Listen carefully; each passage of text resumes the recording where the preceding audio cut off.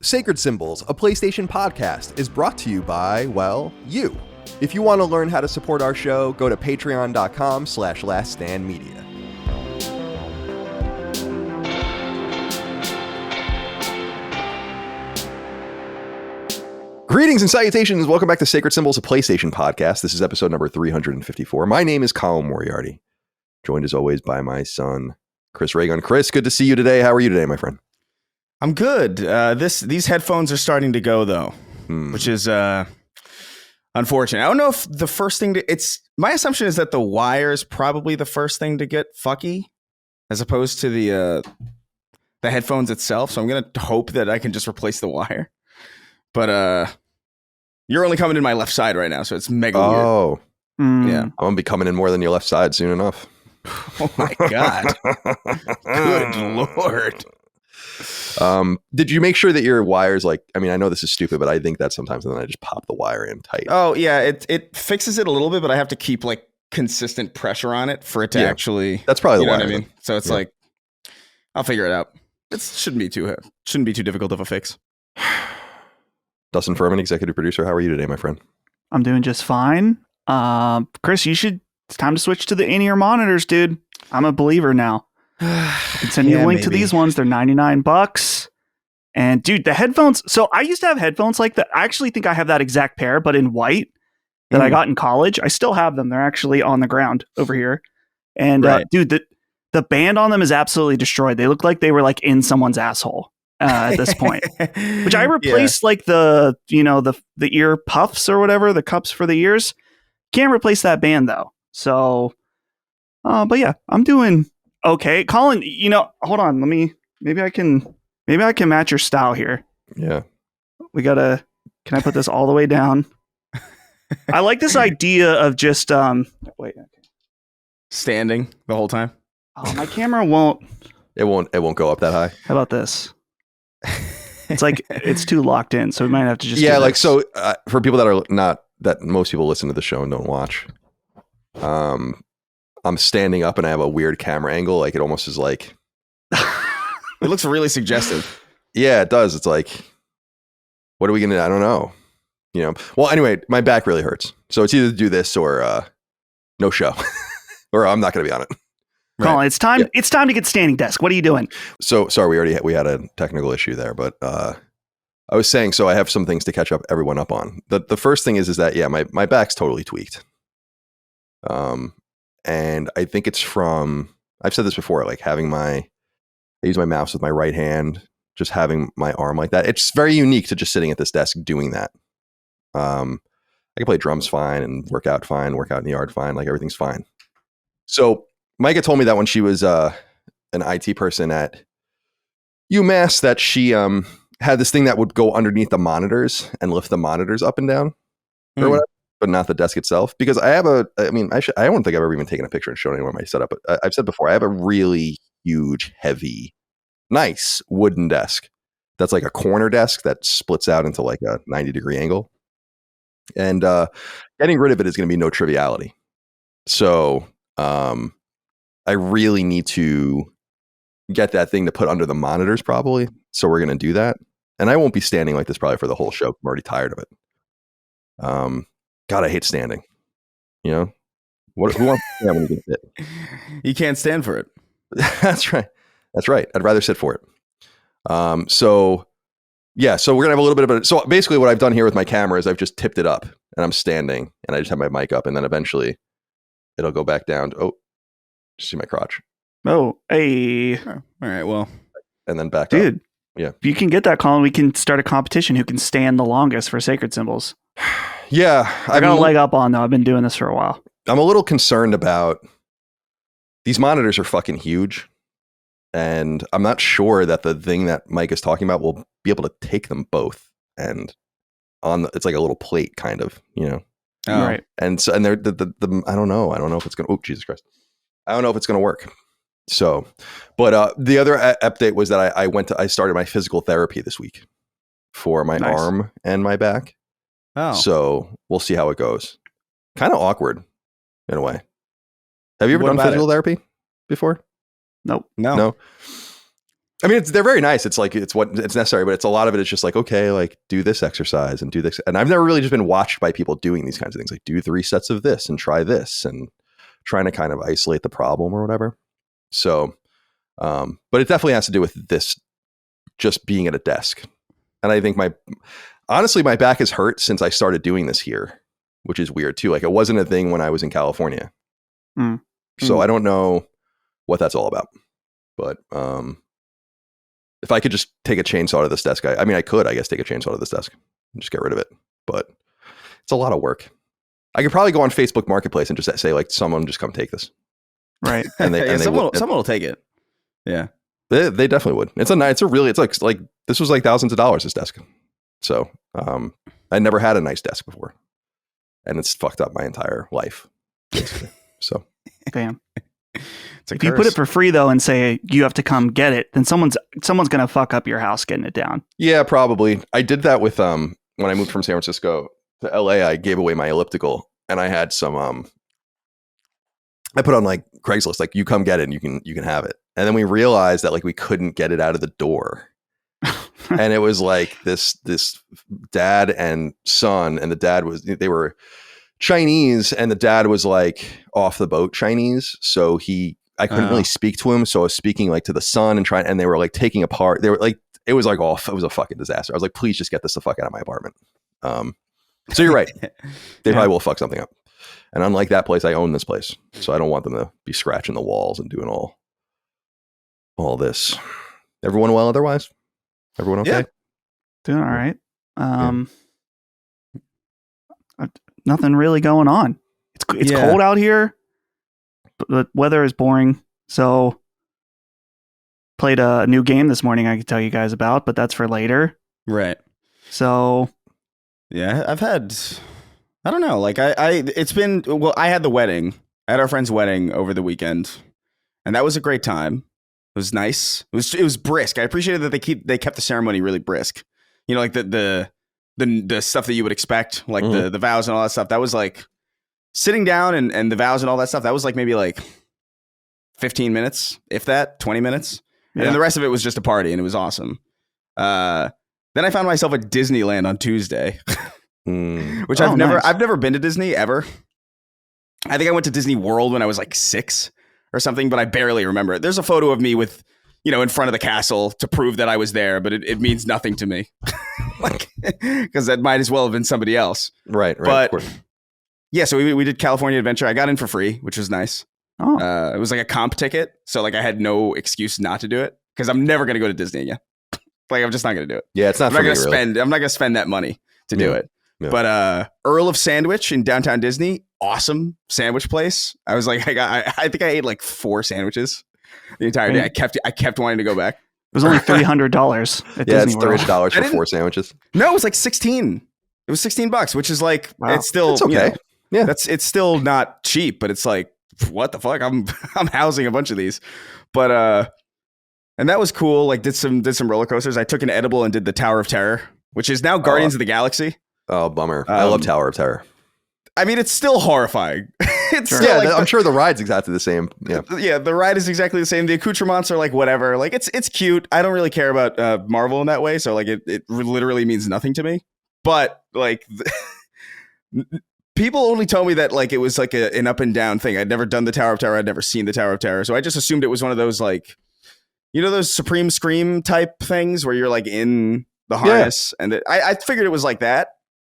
And to be fair, it kind of is. Yeah, a little bit. But you're like in a chair with like a really raggedy seatbelt, And so when it goes up and it goes down, you're lifted off the chair to a degree that I was not prepared for, and I was genuinely terrified. Like I didn't bawl, but like my eyes, I was crying. I was like, I'm gonna hit the ceiling and explode, and I don't like that thought. But then I went and took an edible and did it again because it was fun. Hence the Tower of Terror. Yeah, it's cool. It's cool. That Incredibles roller coaster is pretty sick too. I love roller coasters. I don't. Me too. But I don't really have an excuse to really go do that. You have Magic Mountain so close to you. I know, because it's in that northwestern part of LA. It is. The issue is it's like that's a drive, and I don't really 4 days to get there. I don't like dry. It's really. I'm exaggerating how far away it is, but it. First of all, none of the people that I'm friends with, that I'm good friends with, that I would go to a theme park with, are people who generally would go. You know, like they do Disney because like I think they have like their significant others have like passes or something, or like family things, so like that's why they go. But I would love to go to like a Six Flags or something, but and just do roller coasters nonstop. But it's been a while since I've even. I think I do. Colin, do you remember? Do you know what Playland is? Yeah, that's that was that the thing out east in Jersey. It was in like Rye or something. Oh, right, New York, right. Yeah, yeah. And used to see commercials for it all the time and stuff on TV. Yeah, that's my only real roller coaster experience is Playland, and Playland, by the way, sucks. Yeah, like it does. It's for kids. Yeah, it's little kids. Yeah, they did have a creaky wooden roller coaster that did it was kind of exciting because you felt like you were going to die at any moment. Right. But yeah, I don't know. I've never been to a Six Flags or anything close to that. So yeah, that's surprising because I used to go to Six Flags Great Adventure all the time. I've probably been like not all, like maybe twice a summer when I was a kid, because it's for people that don't know, it's in New Jersey, and you just get like we said. I think we talked about this before. You get the Coke cans. Yeah, and you just for some reason get in cheap with Coke cans. I don't understand. I never really understood that, but yeah, we used to take that was kind of like an easy quote unquote vacation. It was really like we would get up early in the morning, drive. It would take like 2 or 3 hours to get there, and then spend the day there, and then just come home. My dad would do that with us. Yeah, there were some like shittier ones in our area. There's like well, not shittier, I mean smaller. Like Hershey Park is pretty cool, but it's smaller. Right. And then there's like stuff for kids like Sesame Place, which is like mega popular for kids. And then on Long Island we have one of the biggest water parks around, I think, which is like Splish Splash, which grosses me out. I hate water parks in general are kind of disgusting. I can't get over how gross it is. I like them in theory. Like, I think the idea is like really great. Like, it's like, oh, it's hot out, in the summer, and then like all these rides are like theoretically refreshing. But then you're always thinking about like I'm not even necessarily thinking about like the human element, although that is there.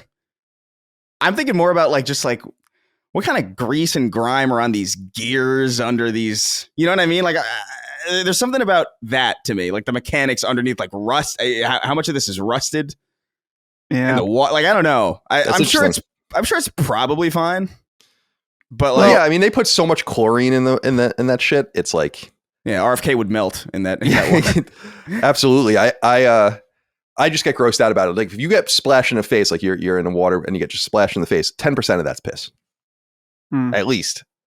It's a lot of piss. It is a lot of piss, and I just don't. That's a lot of piss. Water parks are just. Even when I was a little kid, I'm like, this is. When I went to Iceland and I went to there's that famous like outdoor sauna thing, the Blue Lagoon or whatever. It's like a famous tourist kind of thing, and I was like, this is so fucking disgusting. I can't even like get over how fucking gross this is. Yeah, I'm not bothered by the chlorine water. Like I don't know if it's piss in it, that's fine. The thing about water parks, I just feel like the fatality element is much higher at a water park than at a normal roller coaster park. Whether you inhale some water or smack your head against the side of a slide or something. Sure. Yeah. Dude, this wasn't a water park. There's some accident that happened on like one of those raft rides at a theme park. Someone like fell off and got stuck in like some gears, and it just totally, oh my god, eviscerated them. And so I'm not like I know that accidents happen or something. I know that accidents happen, and it's very unlikely you're more safe on a roller coaster than in a car. That's great, but after hearing that someone got sucked into some gears, I'm like, you know what? I don't need the raft rides. I'm good.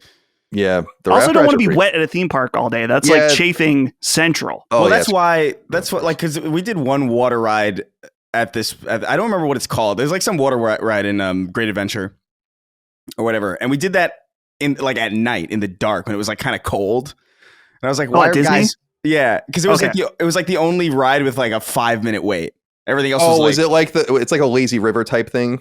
Kind of. Is that Splash Mountain? Maybe they don't call it that anymore. I don't think. I think it's a Star Wars ride now.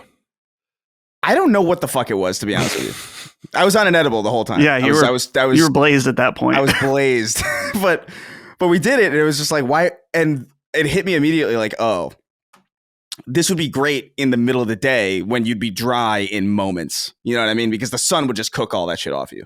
But like at night, it's just a cold breeze and the damp sadness of darkness. Awful. Yeah, I hate it. Not great, but it was fun. Cool, man. I'm glad you had fun. Yeah, we've talked about this many times, but I loved the like kind of like roller coasters and stuff when I was a kid. But theme parks these days, it's like ugh. Like the last thing I want to do is go to Disney World. Yeah, like give you a break. Or Disneyland. They're both cool. They both have. I've been to both, but I might be going to which one? Oh, Disneyland, because you're going to see Brad. Going to see Brad in the near future. Wow, Chris. No, see, Chris is saying like, oh, if only I had someone to go to Six Flags with me, and I'm like, well, I would go again. There are two roller coasters that I really, really genuinely liked at that place. I would do it again. Well, I'm saying, we're talking about Disneyland. I looked at Six Flags Magic Mountain. I was like, that would be cool, but it's so far from Brad. It is far, yeah. That I'm like, man, that would be... Days are limited, time is limited, so maybe we just do Disneyland. Do they have the Tron ride, or is that only in Florida? Tron, I think, might be in Florida. Man, that sucks. Yeah. Tron. Well, I want to go on the Tron ride. Dude, the Tron ride looks sick. It looks really cool.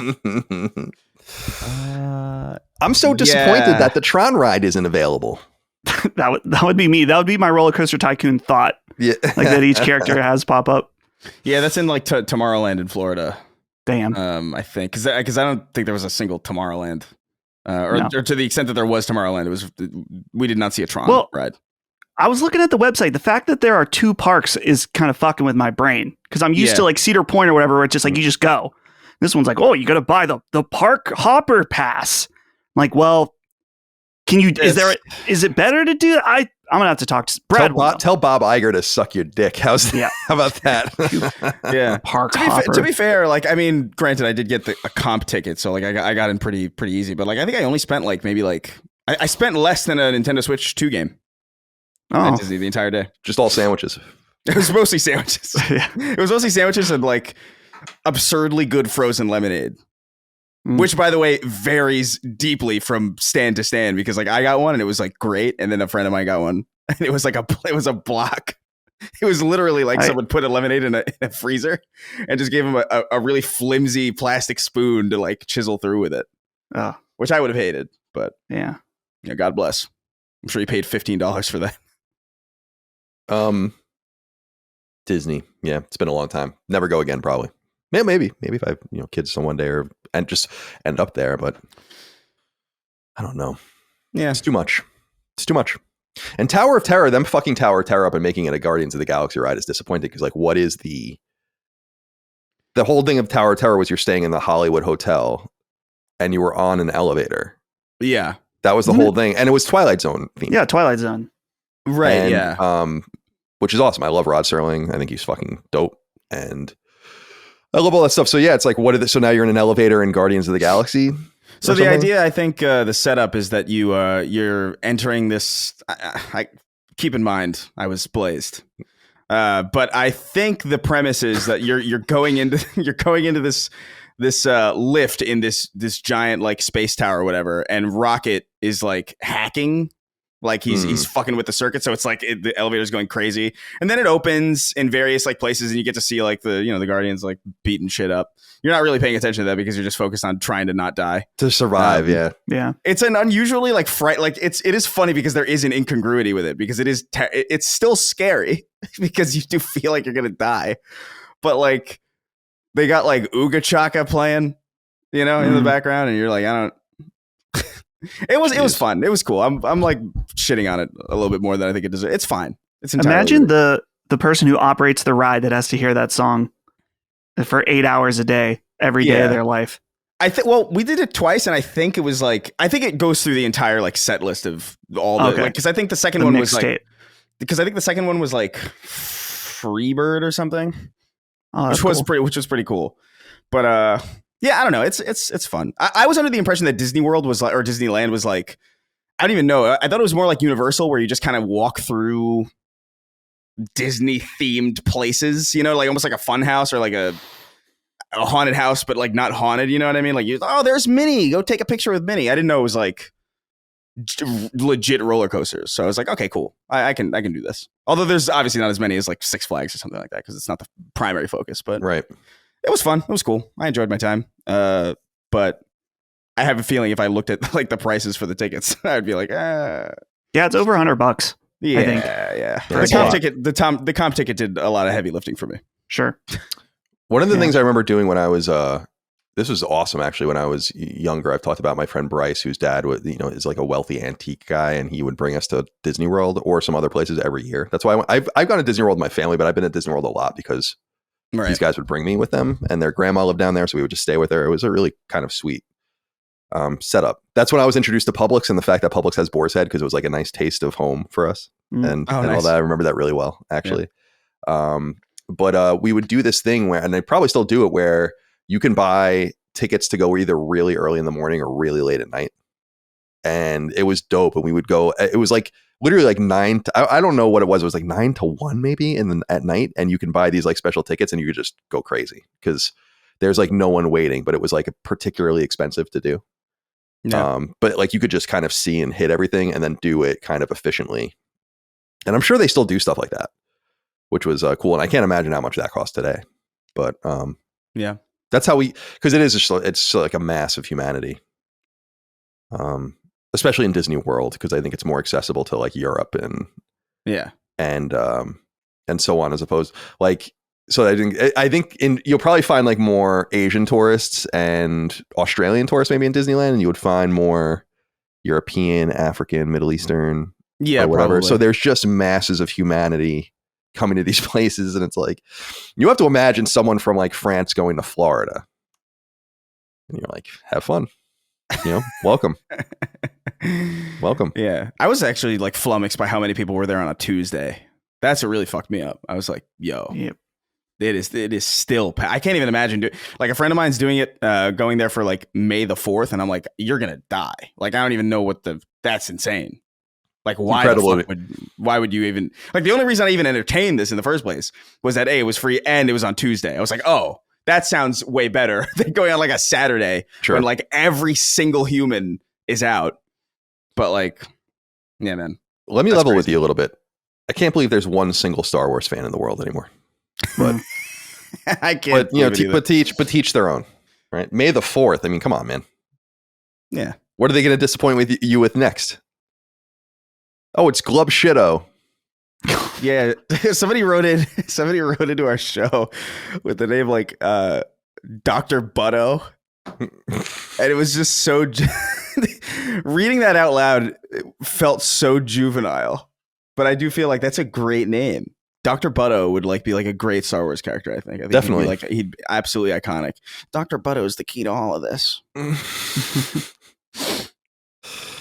Well, here we are. Are you guys intimidated by me standing like this? What do I look like? Do I look like no? Like there's something. It just feels like it feels like a live leak or something like that. Like it doesn't feel like this was supposed to. No one would choose this shot intentionally. You know what I mean? No. So the implication is that something has gone wrong. Right. Yeah. I feel like if you screenshotted you looking like this, it would be like a meme template, like POV, you just something. Maybe we'll let the audience figure that out. But send me your best Colin. POV, Colin just ... They'll do what they got to do. And I feel like if I stand up straight, I'm even more like. Right. Yeah. So I'm like kind of shrimping and like crouching down a little bit. But it feels better on my back to just do this, I also like that your arms are well lit, but the taller you get, your head is more obscured in darkness. I don't really mess with honestly, I never fuck with the lights. So it's interesting. No, you should leave it. It's an iconic look. It is. That's one word for it. That looks a little better, I guess. Yeah. I'm also getting like my Italian hue back because it's sunny.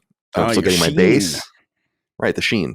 So I'm going to be looking a little darker as my my Mediterranean side comes out. All right. It's good to be here with you guys today. Yeah. Another episode of Sacred Symbols of PlayStation Podcast. Yet another episode. It's a lot of episodes. Some might say too many. Some might say too few. They're going to keep going into the future for as long as you want them. Over on patreon.com/lastdamedia.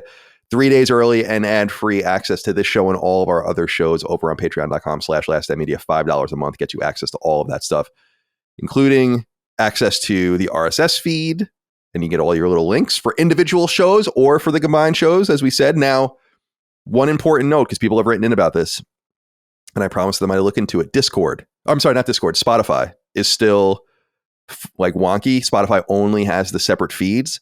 I've been told by Patreon that that's not going to be fixed anytime soon, that there's like actually some sort of weird reason for that. So if you have a unified RSS feed, it will not work in the Spotify thing. And remember, Spotify, not that it matters to you because you have access to it or whatever, but I'm pretty sure Spotify access on Patreon is still itself in beta.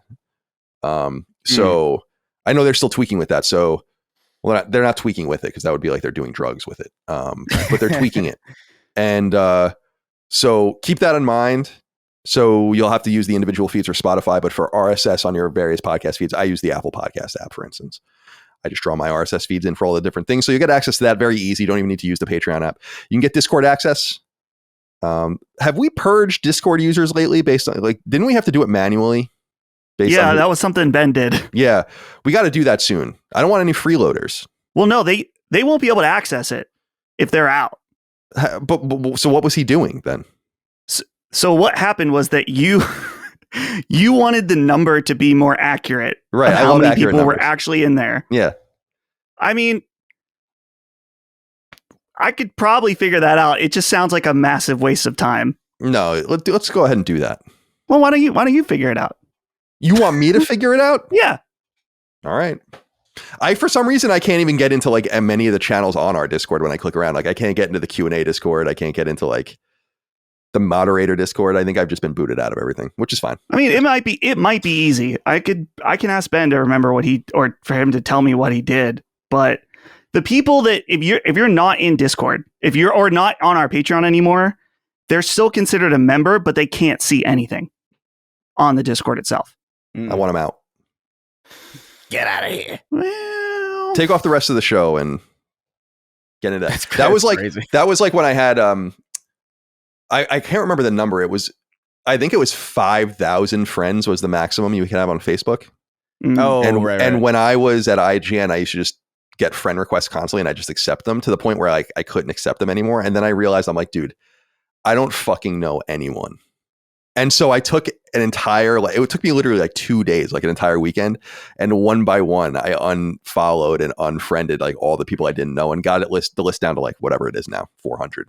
And I probably don't even know many of those people. It's like someone I took like a fucking sociology class with when I was a sophomore in 2003.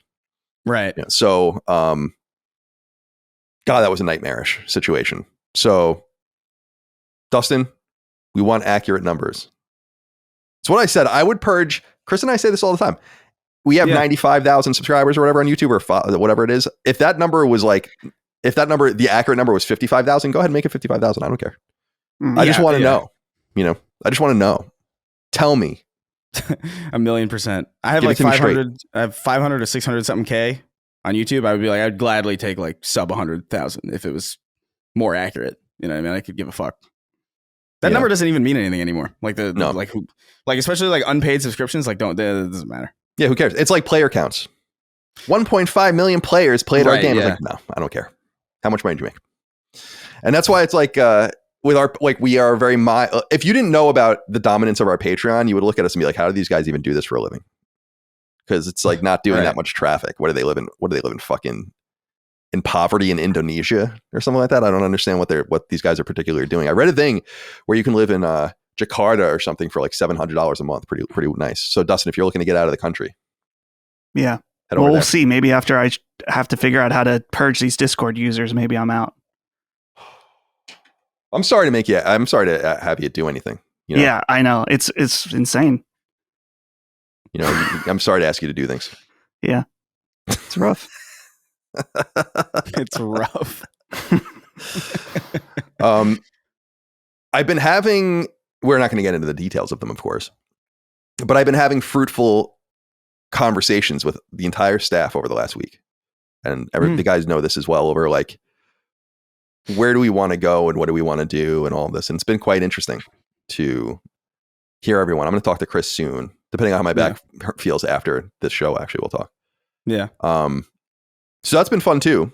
So there's a lot of good things coming to Patreon, and I think we're doing a really nice job over there. So thank you guys for your support. Sacred Symbols Plus is our weekly supplement to Sacred Symbols, and you can find that over on patreon.com/laststandmedia. We just put up a split fiction review discussion in Spoilercast. Talked with Rick Hogue about a bunch of things, our lawyer friend.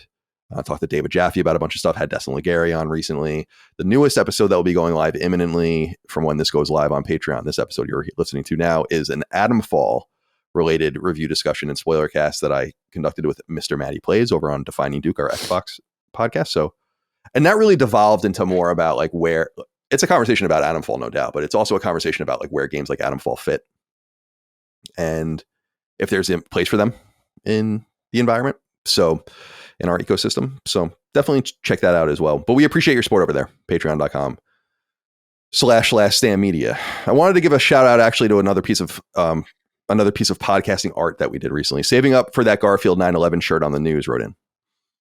Said, hey, gents, Colin, loved the knockback episode about The Last of Us 2 because it is a game that truly deserves a deep analysis. I was a little, however, disappointed by the length, only 7 hours. The Min-Max podcast on part 2 was 11 hours and 45 minutes. I expect you guys to film an additional few hours to give it the respect it truly deserves. Just kidding, of course. Looking forward to season 2 of the show, and as always, your guys' discussion on it. So thank you for that. So Dagan, my brother, and I used to do a weekly podcast and then a bi-weekly podcast about retro and nostalgia things called Knockback. We've kind of tamped that down to doing it once in a while because we want to really focus on games and we're busy. And the podcast doesn't do an enormous amount of traffic, so it doesn't demand like our full attention anymore. But we did do we secretly played and recorded a Last of Us Part 2 spoilercast that was 7 hours long. And you can hear that right now on patreon.com/laststandmedia. I actually have the notes over here. That's so crazy. So it's like this is all the notes for the show. 22 pages of all this stuff. We go through it beat by beat. And I missed a part. I still don't understand. Actually, I don't know why I missed it, but I missed a specific part of it that I got wrong. And people are giving a lot of feedback on that specific part. I don't want to say what it is because it's a spoiler. And that's been a little fucking annoying. It's like I ruined my life for like 10 days taking that level of notes on a game. Like I was up till 5 or 6. That's why I was so fucked up. Remember last week, I'm like, I'm staying up till like 6 in the morning because I'm like, I got to get through this. Like we have a schedule and I am taking the most meticulous notes. Like I'm in a fucking history lecture. And everyone's like, this is great, but like, how did you miss this? Do you have any idea how much that makes you want to put like a fucking gun barrel down my throat? Oh, dude. Do you have any idea? Like, just letting everyone know, you know, that's it. That's all. That's all. But thank you. I'm glad you enjoyed it. It's out video and audio over on patreon.com/laststandmedia. If you want a 7-hour discussion on The Last of Us Part 2, beat by beat, the entire story. Really, really fun. Cody Rayburn wrote into us, said, hey, Colin, love the latest episode of Knockback and the granular analysis of The Last of Us Part 2. You all have such great chemistry, especially when talking about games. That's interesting because he's my brother, so I'm glad that we have that chemistry. Any chance your inevitable replay of Death Stranding in anticipation for the sequel could coincide with Dagan's first trip to the beach? It'd make for a fun episode, but I might be biased because, hot take, I think it's Kojima's best game. Is it Kojima's best game? Probably not, but it's definitely one of the best games, in my opinion. Will we do that? I'm working on that. I mean, it's a matter of if I'm going to play it. So yeah, it's a matter of getting Dagan to do it and he's busy, but that is one of the games that I pitched. I mean, we have a series of games and I'm like, kind of, what do you want to do next sort of situation? And that's one of them. So, and I really think he would love it. He loves Kojima. He loves Metal Gear. So he's a huge fan of MGS 1, 2, and 3. So I think he'd be right. That would be right up his alley. So count on it. I don't want to say that, but look forward to it. Maybe. Please stand by is what I would probably say, in fact. All right. And finally, Matt728 wrote in and said, hey guys, question for Colin. During your knockback on The Last of Us Part 2, you mentioned that these types of conversations are quote unquote why I want to be in gaming. I love the episode and this type of content too. My question is if you were ever thought about doing a deep dive series with the game developers on specific parts of gaming's history. Something like talking to Jaffe about the creation and development of God of War, or Ken Levine on BioShock. Kind of like your history of Naughty Dog for IGN, but in conversational format. I feel like there is a void out there to have these types of discussions about the history of gaming. I know you've already produced a ton of content, but would love to see it. Thanks for the amazing work you guys put in every week. Thank you. Yeah, The Last of Us Part 2 spoilercast was very edifying for me. And it would have been longer if I felt like I wasn't destroying Dagan's life. Because people had pointed out, like, we did Ellie's story in like 4 or 5 hours and then Abby's in like half that time. That makes a little bit of sense because we already know what happens. We're just seeing it from a different perspective. So I don't think we need to ruminate on Abby as much as we do Ellie, but it probably would have been longer if I didn't feel like I was like really like ruining Dagan's entire Sunday when we were recording it.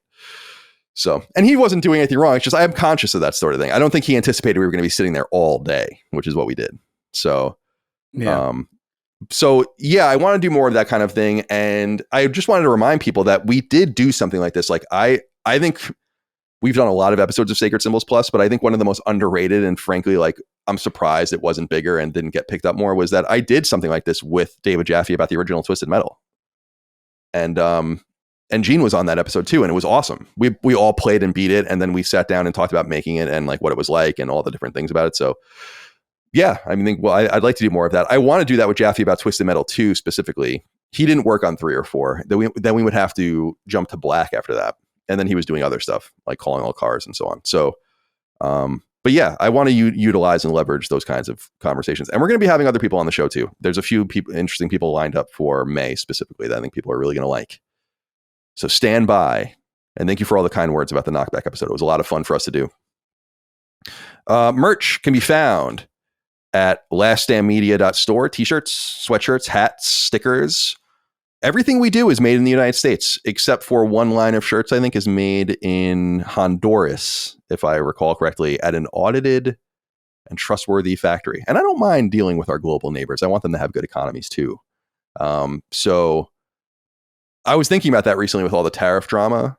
It's like, actually, this was kind of the serendipitous part of buying and selling American is like, oh, it's like really expensive and quite burdensome to do this. But times like these, you don't have to worry, I guess, so much. So if you want to buy American, please do. laststandmedia.store. We'll ship that out to you ASAP. Free shipping in the United States on all stickers, by the way. And let's see, is there anything else here? Oh, Eric Francisco wrote in. I thought this was funny. He wrote it on Patreon. Remember, one of the perks over on patreon.com/laststandmedia is the ability to submit your inquiries to the show on the threads, on the newsfeed for all the different shows. You just post. We go through them and pull them out as we can. Eric Francisco says, Colin, I was listening to an episode last month with my girlfriend during our cross-country drive, and it was the episode where Dustin mentioned all the larger size shirts sold out first. Your response to fix the problem with America's obesity was to remove all the larger size shirts and only sell smaller sizes. This was my girlfriend's first time listening to y'all. She busted out laughing. Her response was, what the fuck? That's so fucked up.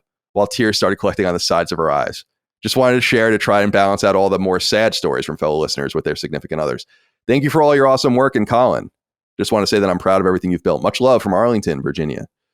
Thank you, Eric, for writing it. That is funny. That was a funny moment. That is how maybe we solve obesity. Yeah. And is only medium shirts and smaller. Only mediums. Wow. Yeah. Look out, Ozempic. Colin's coming with a new shirt size strategy. Let's be honest. There are going to be catastrophic side effects of the Ozempic stuff, right? We all kind of understand that. Yeah, of course. Yeah. Okay, good. Yeah. Be annoying. Maybe we talked about this, but I was thinking like, man, if you lose weight the normal way right now, and you're there's probably a bunch of people think like, oh, he's on Ozempic. And I'd be like, dude, come on. Mm-hmm. I'm doing this the legit way. But it has been interesting seeing some people, like some notable figures, like magically shrink. Definitely. So many. I saw a clip going around of Alex Jones. He looks like a different man completely. Yeah. So, it was years of coffee delivery. It was years of supplements that didn't work, and then suddenly Ozempic comes in, and suddenly the supplements worked. See, Colin, I had that coffee coming because I want you to know I'm having sex. Oh, good. Yeah, thank you. Right. I understand. Yep. We all get it. We get it. Yep. We all get it fully well. Great. Good for you. Yeah, like I don't think the Ozempic side effects, the inevitable side effects of this, are going to be worse than being obese, though. You know, like it's better to just not have that weight on you, probably. Maybe, yeah, maybe. I can see a future where like they do like an X-ray or like a CAT scan or something. It's like, sir, you have a thin heart. And you're like, or like it turns out that it's thinning out everything in you. Yeah, right. Your colon is mega thin. It's the first drug I actually ever heard of where I was like, this really is too good to be true. I wonder. Right. I wonder what's if the this catch? is really going to work. You were going to say something, Dustin? It sounded like you were going. I was, I just was thinking, I was going to say it and I was like, there, you guys aren't going to care. But now you asked and now you have to hear. There's a new anime out from the creator of Cowboy Bebop. It's about this guy that makes a drug. All right, next issue.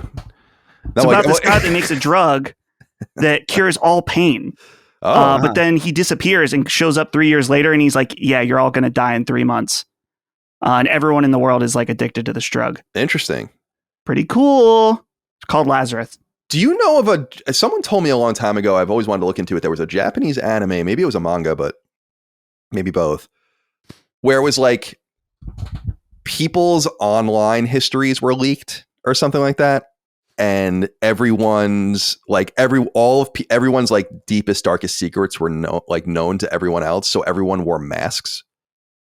Oh, when weird. they were. Does that sound familiar to you or to anyone? Doesn't sound familiar. It sounds cool though. Yeah, like so it was like some idea that like everyone's compromised, so to get around in society now you like wear masks and hide your identity or something like that, which is pretty interesting. That was years and years ago. That just came to mind. It's a cool idea. Yeah, it is. It is a cool idea, actually. All right. Well, glad to make your wife laugh, Eric. And better than crying. Yeah, and if you don't laugh, you will cry. So you will. Just try to hold it in. He just upgraded him because he says it was his girlfriend. Oh, his girlfriend. I'm sorry. You just preemptively committed him. Well, we're shattering marriages. We might as well make them. Yeah. We got to make up for all the ones we've destroyed. Yeah, 3, 4. I don't know what the number is at this point. Yeah. That one guy that like was just like I inspired him to leave his wife, and I'm like that wasn't.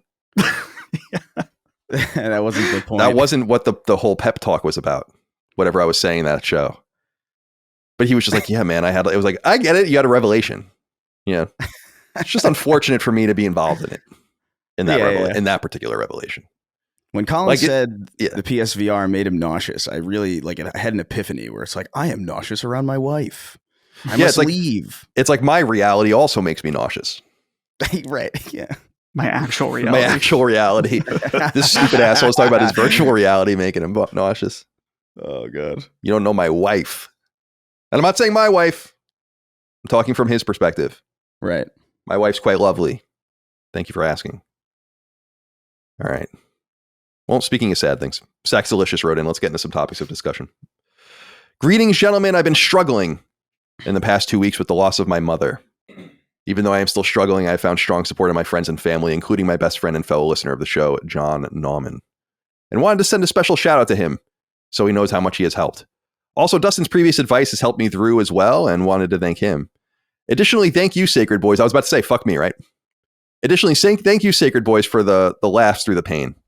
Hopefully, I can influence others to reach out to the ones they love to tell them that they love them and thought that they should know.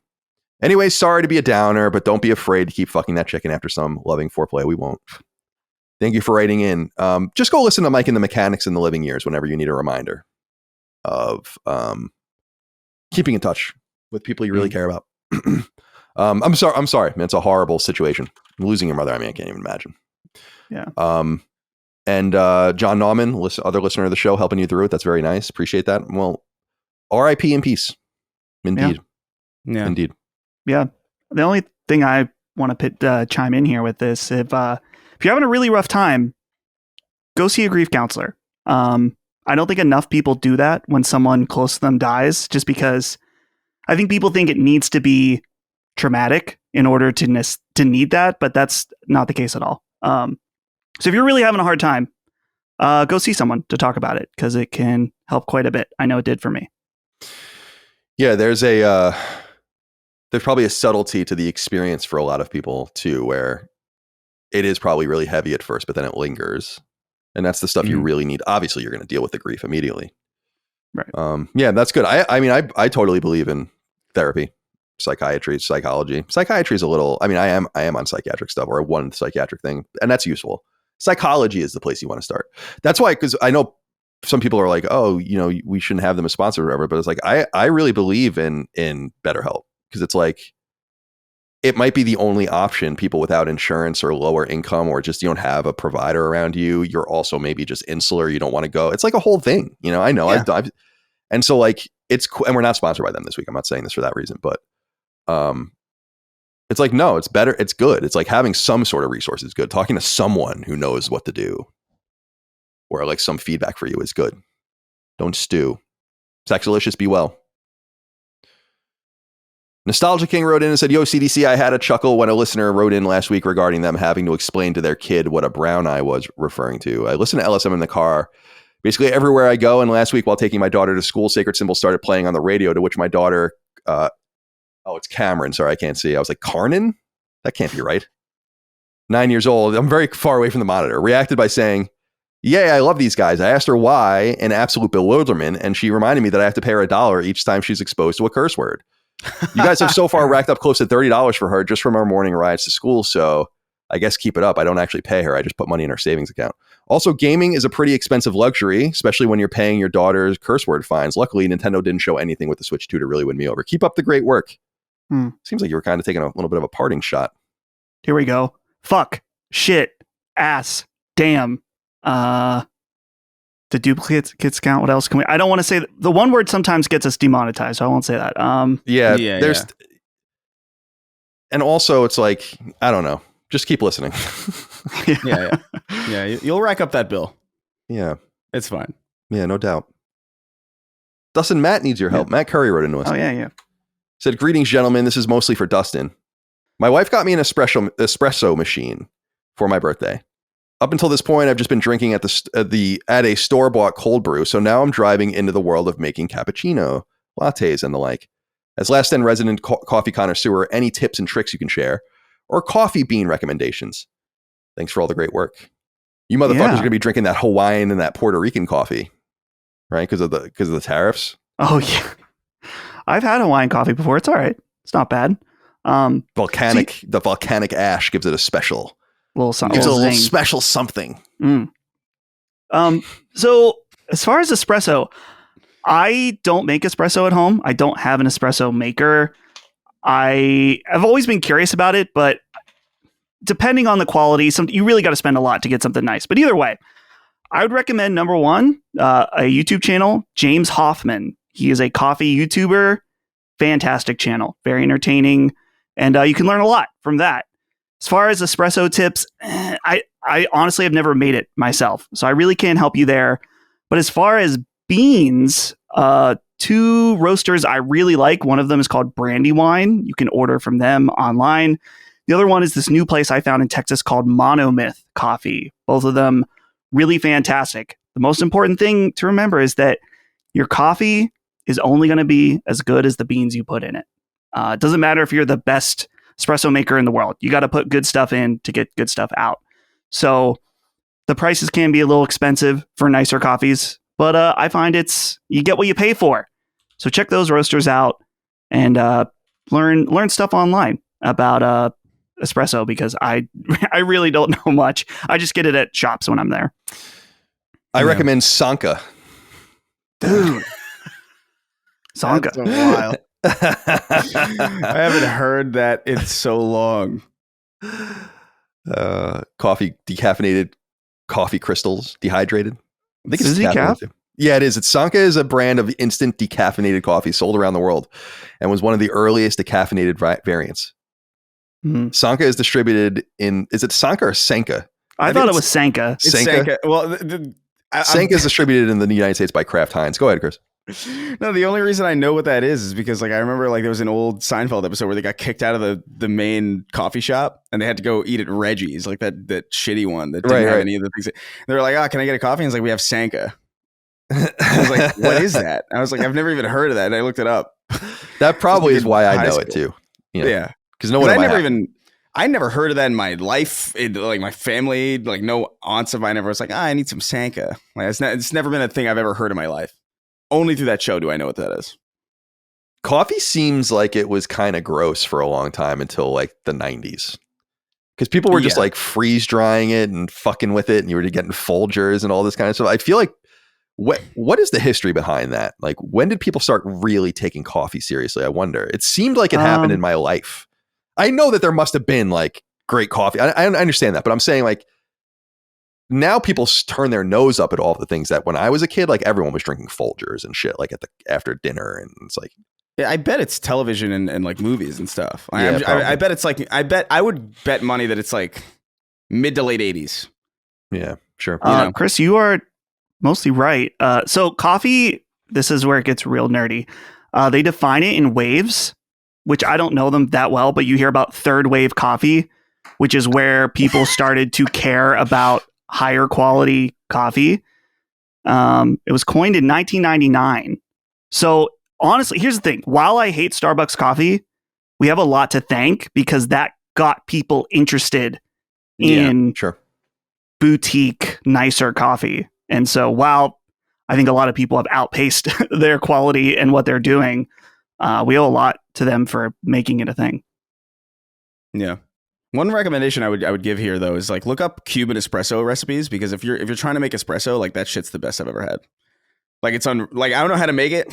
Like I usually like my friends will make it and it'll be different every time. It'll always slap. And every time I try to do something even close to it, it never comes out right.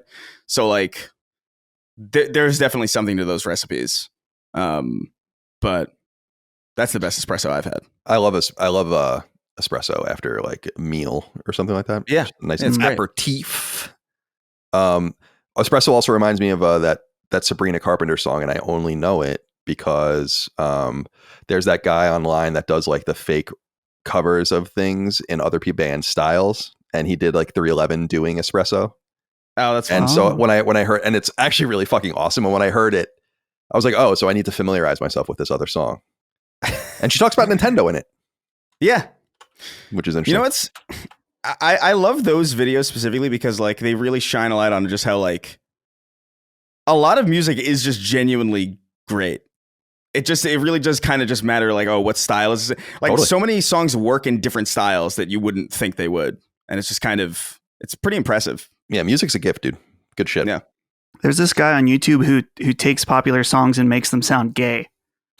I don't know if you've heard of this guy, but he's very talented. Big fan. That's awesome. Love that. Yeah, I heard yeah. All right, where are we now? All right, so Matt, you gave him good advice? That's really all I can give when it comes to espresso. Yeah. I have something serious to talk about in my own life. Corey Dustin wrote in and said, "What's up, my sacred boys? This one is a shout out to Colin. Brings me so much joy to know we both are sweating our balls, keeping our lawns crisp and pristine as we get back into the yearly grind of yard maintenance. The podcast is always there for me when I need to just zone out and get my grass as smooth as Jay's white ass and Jay and Silent Bob Strike Back. You are the ball lickers. I'm still bagging my grass clippings and making sure my sidewalk is always squeaky clean, edged to perfection, and it's always thanks to you boys. Let's make this summer the best for lawn care and botany, all the while getting the next platinum." Thank you, Corey Dustin, for writing in. I had a horrible situation yesterday in the yard. I need to tell you guys about it. I have a lovely crepe myrtle growing on my yard. It's a type of tree. Uh-huh. And it is susceptible to aphids, and I guess they lay eggs on them, and then the eggs leave this like substance behind, and they call it sooty. It's like sooty mold or something. It turns like the trees black, and it's actually it happens, like it's just kind of the after effect of it, but like they're so severe this year that it basically like fucked my entire tree up. And I had crepe myrtles, you can actually chop them right back down to like almost the base, and they'll grow back as trees again. But you have to wait for them to do that. And I had to do that yesterday to most of it because it got fucking wrecked. And so shout out to the crepe myrtle. You served me well. I feel like you're on your last legs. And it bummed me out. It really did. Because I'm out there. I take care. I know all the trees in the yard. I know them. I'm not saying we're on like a first name basis. I'm saying like I know, okay, this one's fucked up a little bit. This one is thriving. All the bushes, all the different plants. And I kept my eye off the ball on this one because I noticed that it had the sooty mold. And my whole theory of the case, Dustin, was I was like, I'll let it bloom first so that it photosynthesizes, because the entire thing is you're supposed to spray it with like soapy water, literally, and then just scrub it. And I'm like, cool. But if I do that with the buds, they're just going to come off. So I'm going to let them bloom first. And so that did start, like, there was a few days where I was like, oh, it's coming in. And then yesterday I go out there and all the fucking leaves are dead. Yeah. Except for on one part of it. So I'm like, all right, so I'm going to let it photosynthesize with this. I cut the rest of it off. It was a traumatic experience. And Micah, like, no one cares less about what I have to say about anything than Micah when I'm talking about the outside yard. Mm-hmm. Like that specific combination. Also, Rush, when I tell him to do anything, he does also is probably the person that cares, or the entity that cares least about anything I say. But Micah and the Yard right up there. And so I had to tell someone that cares. Someone out there is going to care. You know, so we could make you like a lawn care boys channel in the Discord, and that's the only channel you could participate in because I'm sure you'd have a lot of active listeners. Yeah, that would be that's an idea. If you want, I'm just saying, if you need someone out there that can, assist. We have other things going on though. You know, the grass is roaring back. We've had good rain. Things are starting to bloom. Bushes are coming in strong. Evergreens growing up. Everything. You know how evergreens take on that yellowish, orangish kind of thing in the winter? They're getting too wet and shit. And then they dry out. The sun is beating down. And then suddenly you look outside and it's just all green. And I got to say, man, again, just walking around the neighborhood, watching everything pop in, very subtle. And then day by day, it's just like so. It's kind of crazy, isn't it? Like, it's like this shit just knows what to do. It just happens.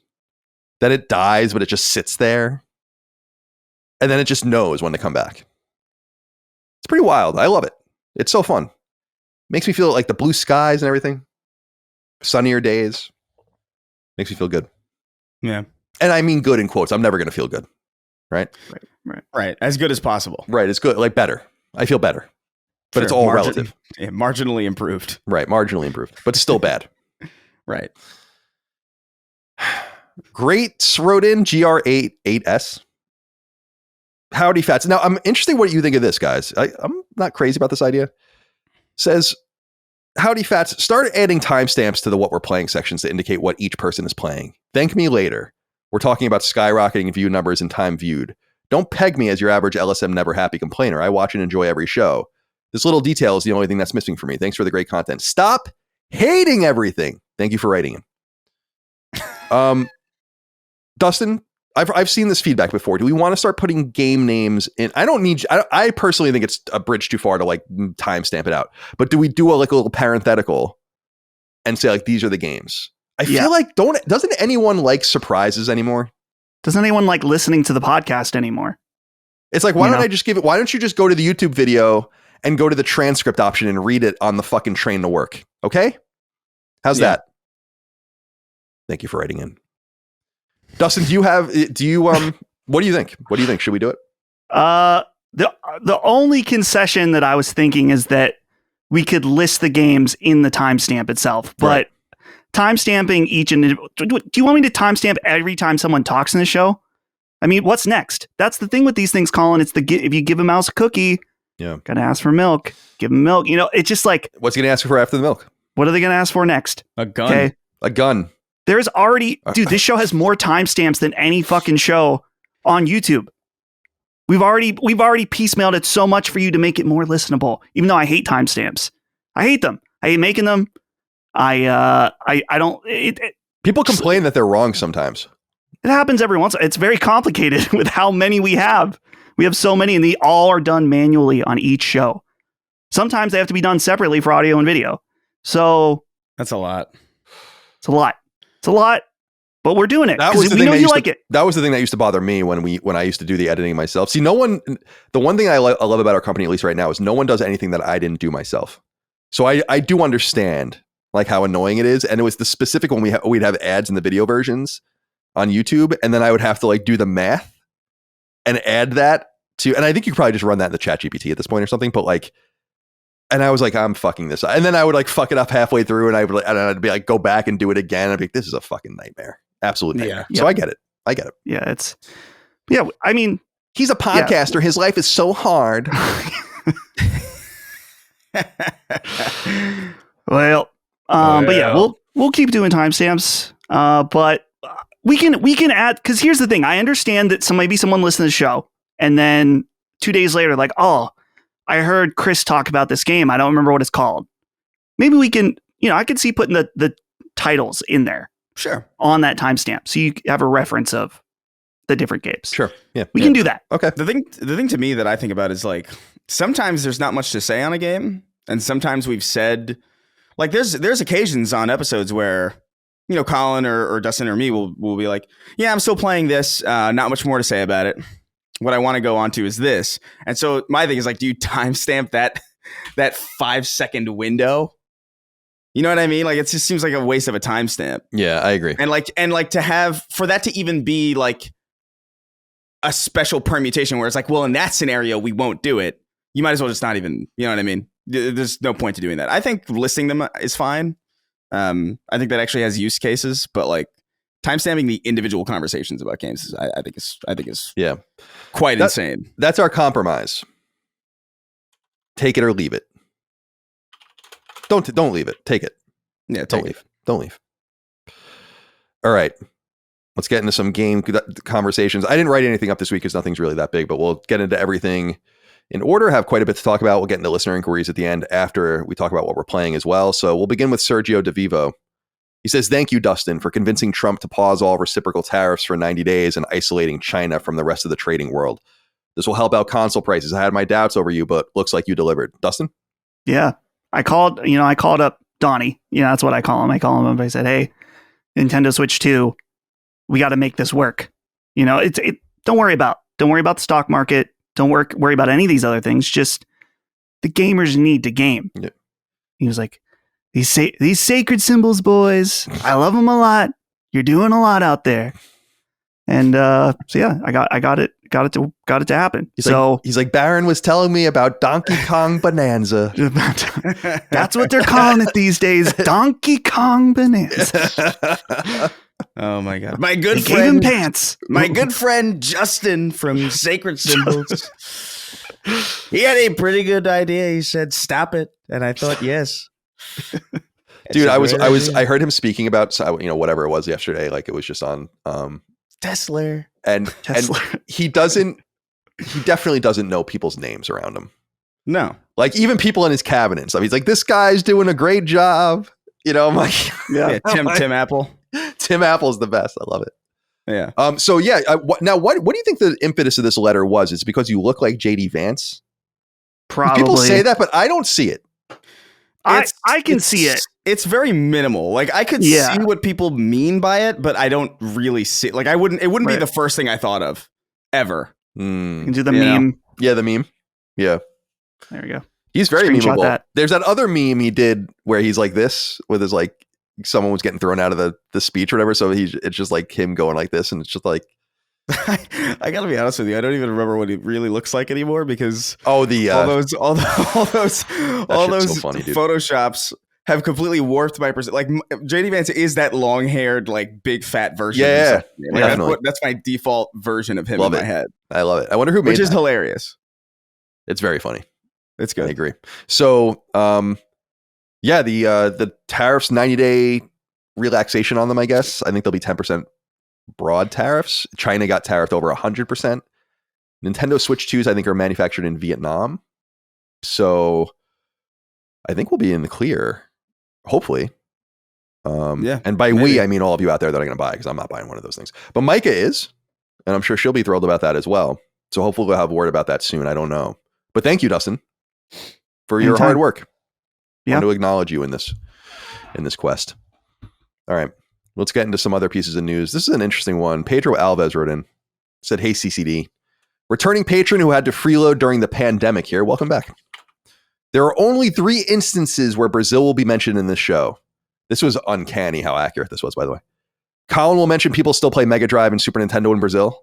An unannounced game will come up with Brazilian ratings board. Colin will mention the tariffs on video games in Brazil, which are insane. So in light of the announcement that PS Plus prices are going up in our country and picking up on last week's Nintendo $80 push, can we talk about regional pricing? In Brazil, prices are going up from 475 to 592 Brazilian. I don't know what is it? Is it the real? Is that right? Look that up for me, Dustin. For a yearly, thank you, please. For a yearly subscription of Extra, for instance, the average salary in Brazil is $2,979, which means a yearly sub of Extra will cost about 20% of a month's worth of salary for the average Jose over here. By the way, he said Jose, average Jose. I didn't throw that in there, trying to be cute. My friends and I have gone into the regional pricing is something. My friends and I have gone into the habit of buying games 3 to 5 years after release so we can get games in the $20 USD range. Do you think regional pricing is something that can be done? Is Sony afraid of loopholes and people buying games from other regions? Is Sony leaving money on the table by not offering more accessible options to countries with weaker economies? Anyway, I'm just getting into Death Stranding now, and I'm excited to play the sequel in 2028. So it's an interesting piece of news. We have quite a large Latin American audience, actually. And so this is worthwhile to note on on Push Square. They report word that PS Plus's price will increase, as noted in the letter, not only in places like Brazil, but Argentina, Bolivia, Chile, Colombia, Costa Rica, Ecuador, El Salvador, Guatemala, Honduras, Mexico, Nicaragua, Panama, Paraguay, Peru, and Uruguay. And the prices will increase, I guess, by region. And you can find information on the Spanish language Latin American PlayStation blog, which is blog.latam.playstation.com. If you want to check that out. There's probably a Portuguese version for Brazil as well. And actually, Brazil's not on this list, interestingly, and on Push Square. So I don't know if I'm just missing something there. But nonetheless, I wanted to point this out. So an important thing, this price increase, according to the reporting here, begins April 16th. So you should, if you like, I don't want to tell you what to do. If you like PlayStation Plus, if you just play online and you like cloud saving and all the other shit, I would just go and buy a year or two, right? I mean, that's what I did the last time that it went up here, and I wish I did more.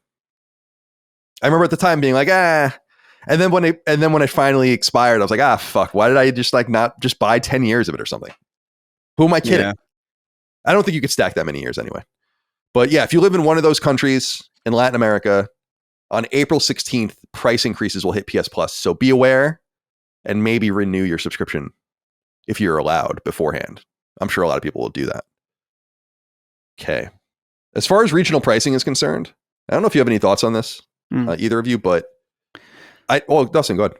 Yeah, well, Nintendo is doing some regional pricing. It's just primarily for, to my understanding, their home country in Japan, where you can get a more region-locked Switch 2 for the equivalent of $340 but of course in yen.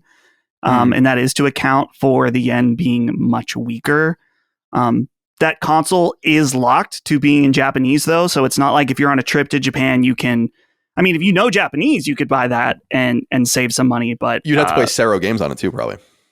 Right? I'm not sure how that works, or if they'll go back to region locking, because I bought the new Mario Party in Japan for $40 because of the regional pricing, and it plays just fine on my Switch. Yeah, I imagine that with Switch 1, but wouldn't that be weird if it was... That's not much of a region lock. If you are, or not much of a dissuasion to buy the Japanese version if it's only going to be the language on the console. Who gives a shit? You'll figure it out, you know? Right. Well, it might lock it on the console that it's only Japanese, and then when you boot games, it will only boot into the Japanese version. Yeah, maybe that's what it is. Yeah, because otherwise that doesn't make any sense to me. I don't know. I mean, it makes sense to me why they're doing that, because they want to cater to their home market.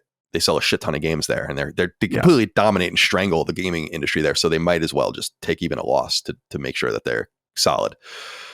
But yeah, the region, I don't know. I've heard this argument before. Like it's tricky. Regional pricing is tricky.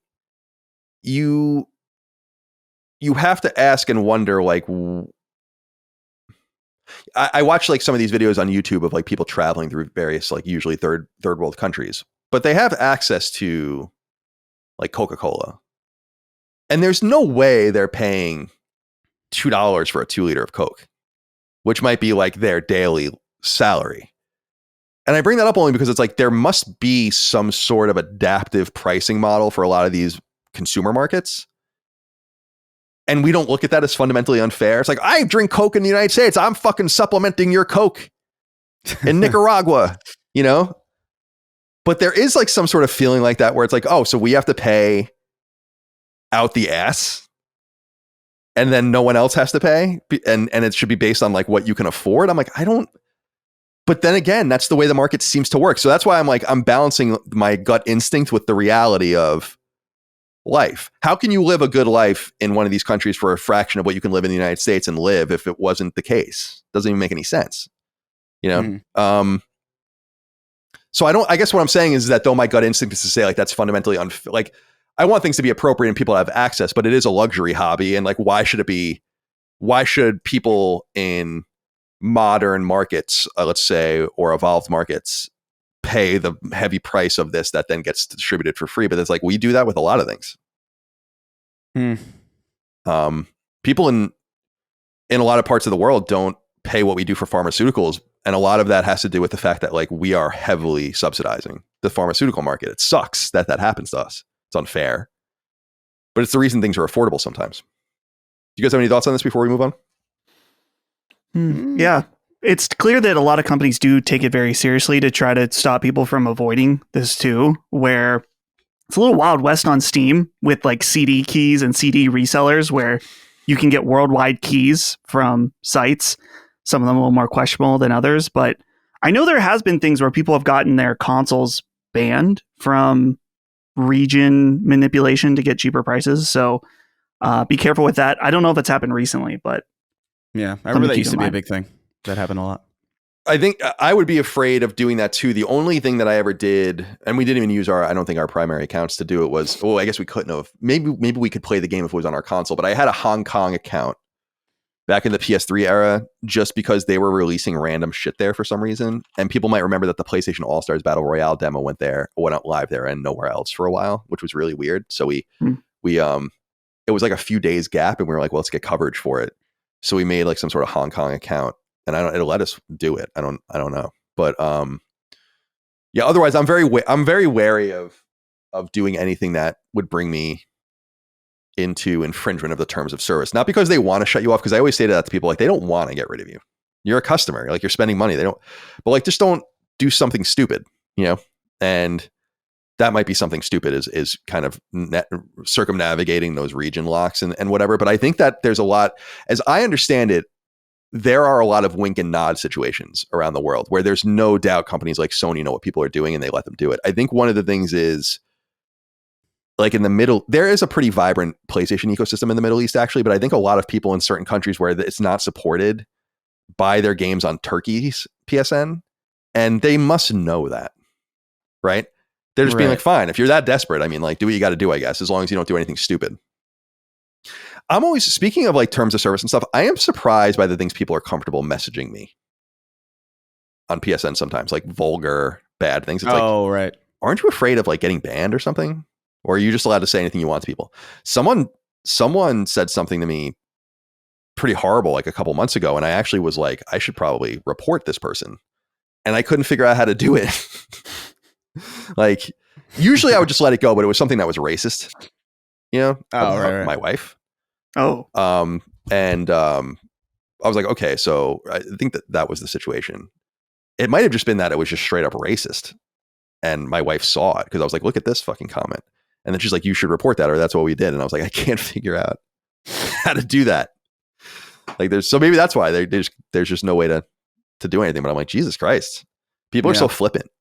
They think there's like no consequences for anything. It's strange. Yeah. All right, Chris, I'm very eager to talk to you about this next one. Oh yeah. Although it's like, it's going to be good for one day until we have more to talk about. Umberto, a lot of people wrote in about this, but Umberto wrote in. It said, hey guys, just wanted to shout out Bungie for the work they have done with Marathon's marketing. For 3 days straight, I followed and participated in the ARG, and it was one of the coolest gaming related experiences of the last few years. This was enough to sell me on the game before even really seeing it. Hopefully they don't drop the ball. Cheers from Italy. Umberto, be well. Thank you for writing in. So Chris, it seems like Marathon is going to be shown by Bungie on Saturday.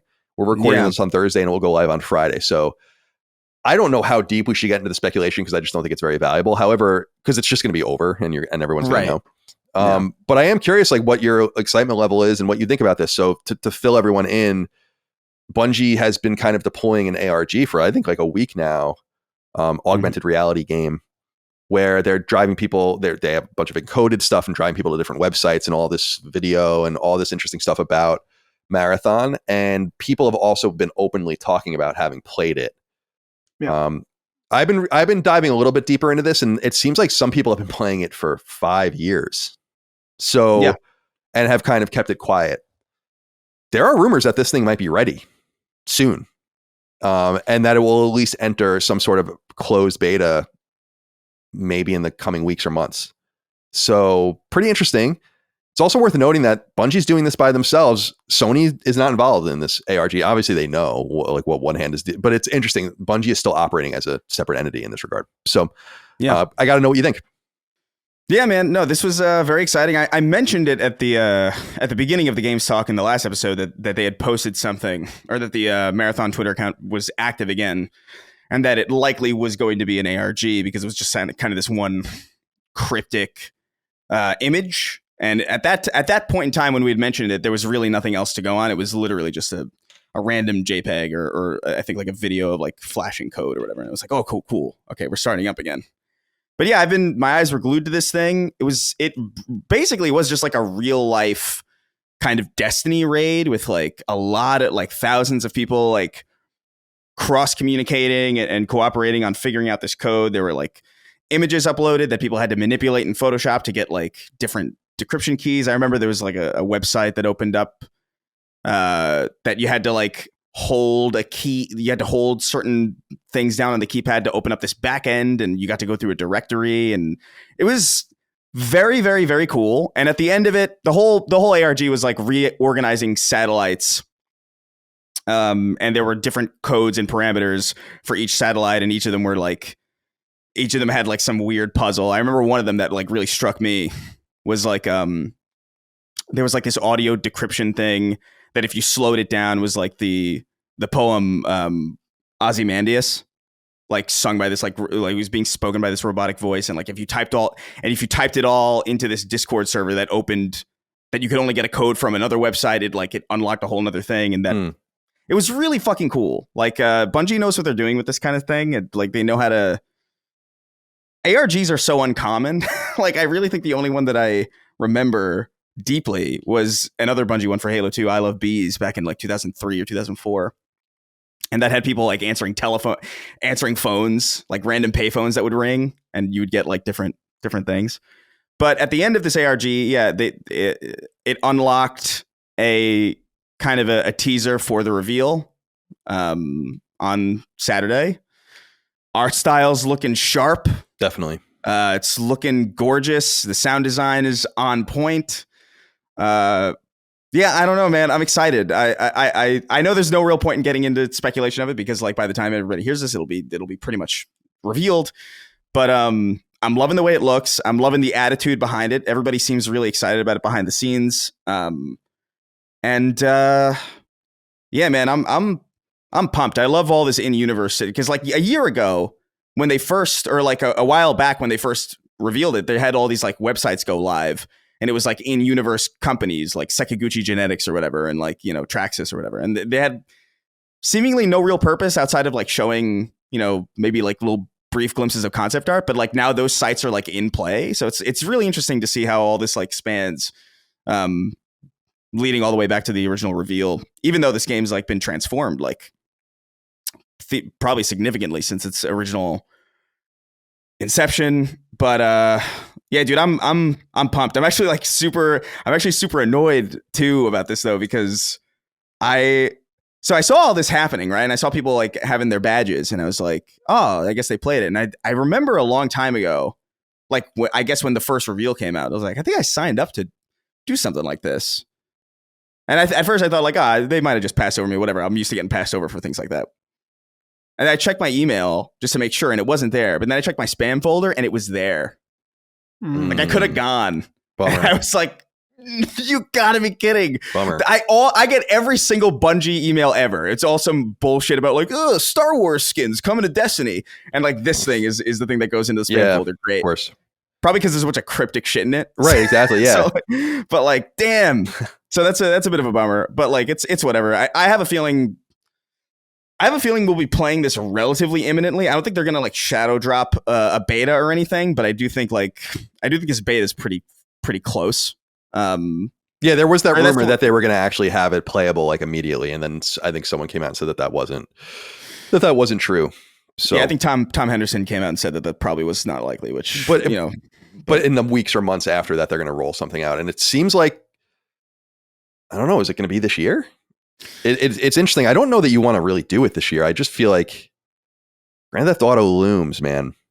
And then Take-Two is going to do some bullshit where they're going to release GTA in February, and then there's going to be nothing for 3 Right, months because yeah. everyone got afraid. But I wonder what their plan is, because it seems like Sony's much more interested in holding things closer to their vest now.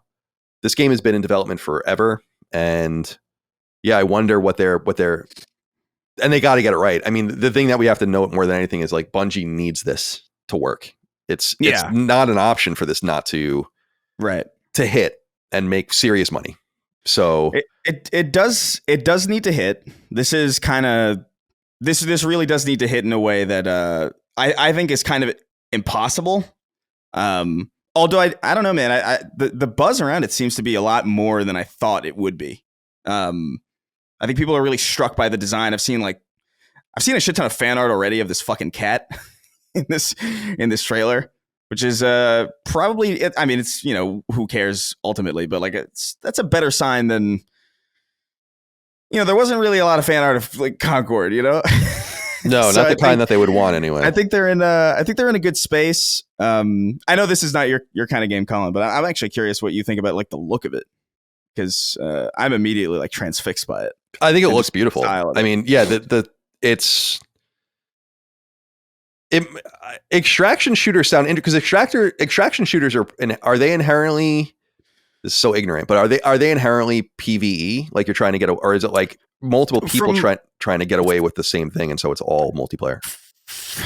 From what I understand, and granted it's like relatively little, I think you're dropped on a map and your goal is to kind of get out with as much as you can collect as possible. So theoretically, you could, I think, just get in and get out and not even necessarily fight anything.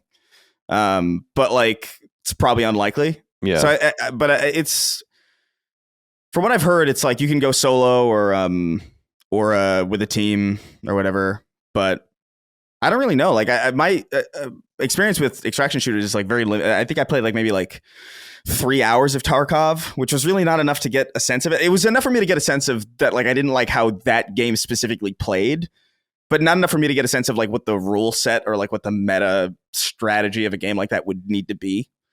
But yeah, I don't, it's a new kind of area for me, which I think is and it's probably a new area for a lot of people. I think Tarkov is a big game, but like, it's not big in the way that other shooters have big games. You know, like it's still a relatively untapped per se genre, as far as like it doesn't have a big, like huge AAA heavy hitter yet.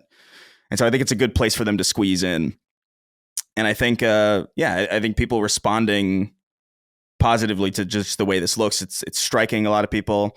I saw that there was like, they were citing the Designers Republic or whatever as like a artistic inspiration for like the graphic design, which is like that's Wipeout, by the way, for anybody who's curious. And it's like, it's totally there. Like I see a lot of Wipeout in this, and just the iconography, and it's clean. Yeah, and a lot of the corporate stuff is definitely Wipeout. Yeah, the in-universe ads are really great. Like it's like all this like dystopian food capsules, because things are so fucked.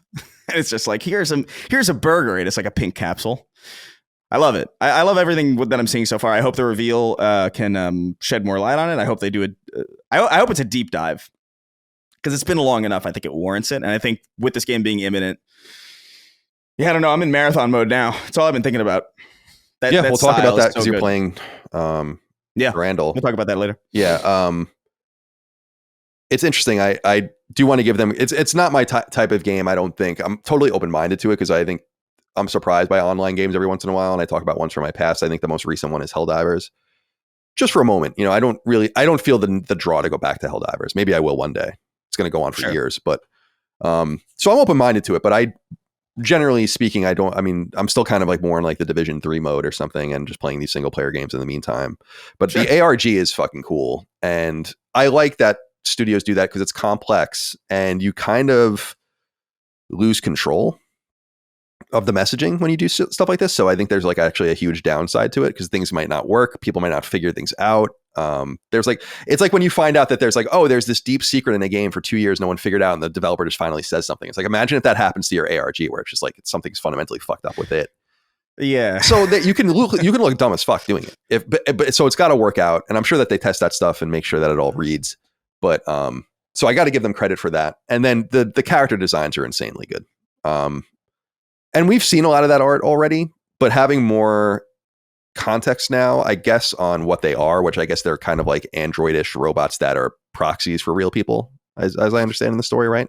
That's yeah, I think so. Which is pretty cool. So, and I love I know a lot of people I think the Concorde designs were fucking awful. And one of the Concorde designs that people made fun of the most was the spacesuit person, but I actually liked that person the most. Like looked like the Pain kind of from Metal Gear Solid 3. And then there's that guy in the marathon art. He has like the big bulky like front mission shoulders and I'm like, dude, these designs are sick. Like these are definitely nice, clean designs, and they definitely have nailed that, I think. Yeah, I'm pulling for him. I hope it's great.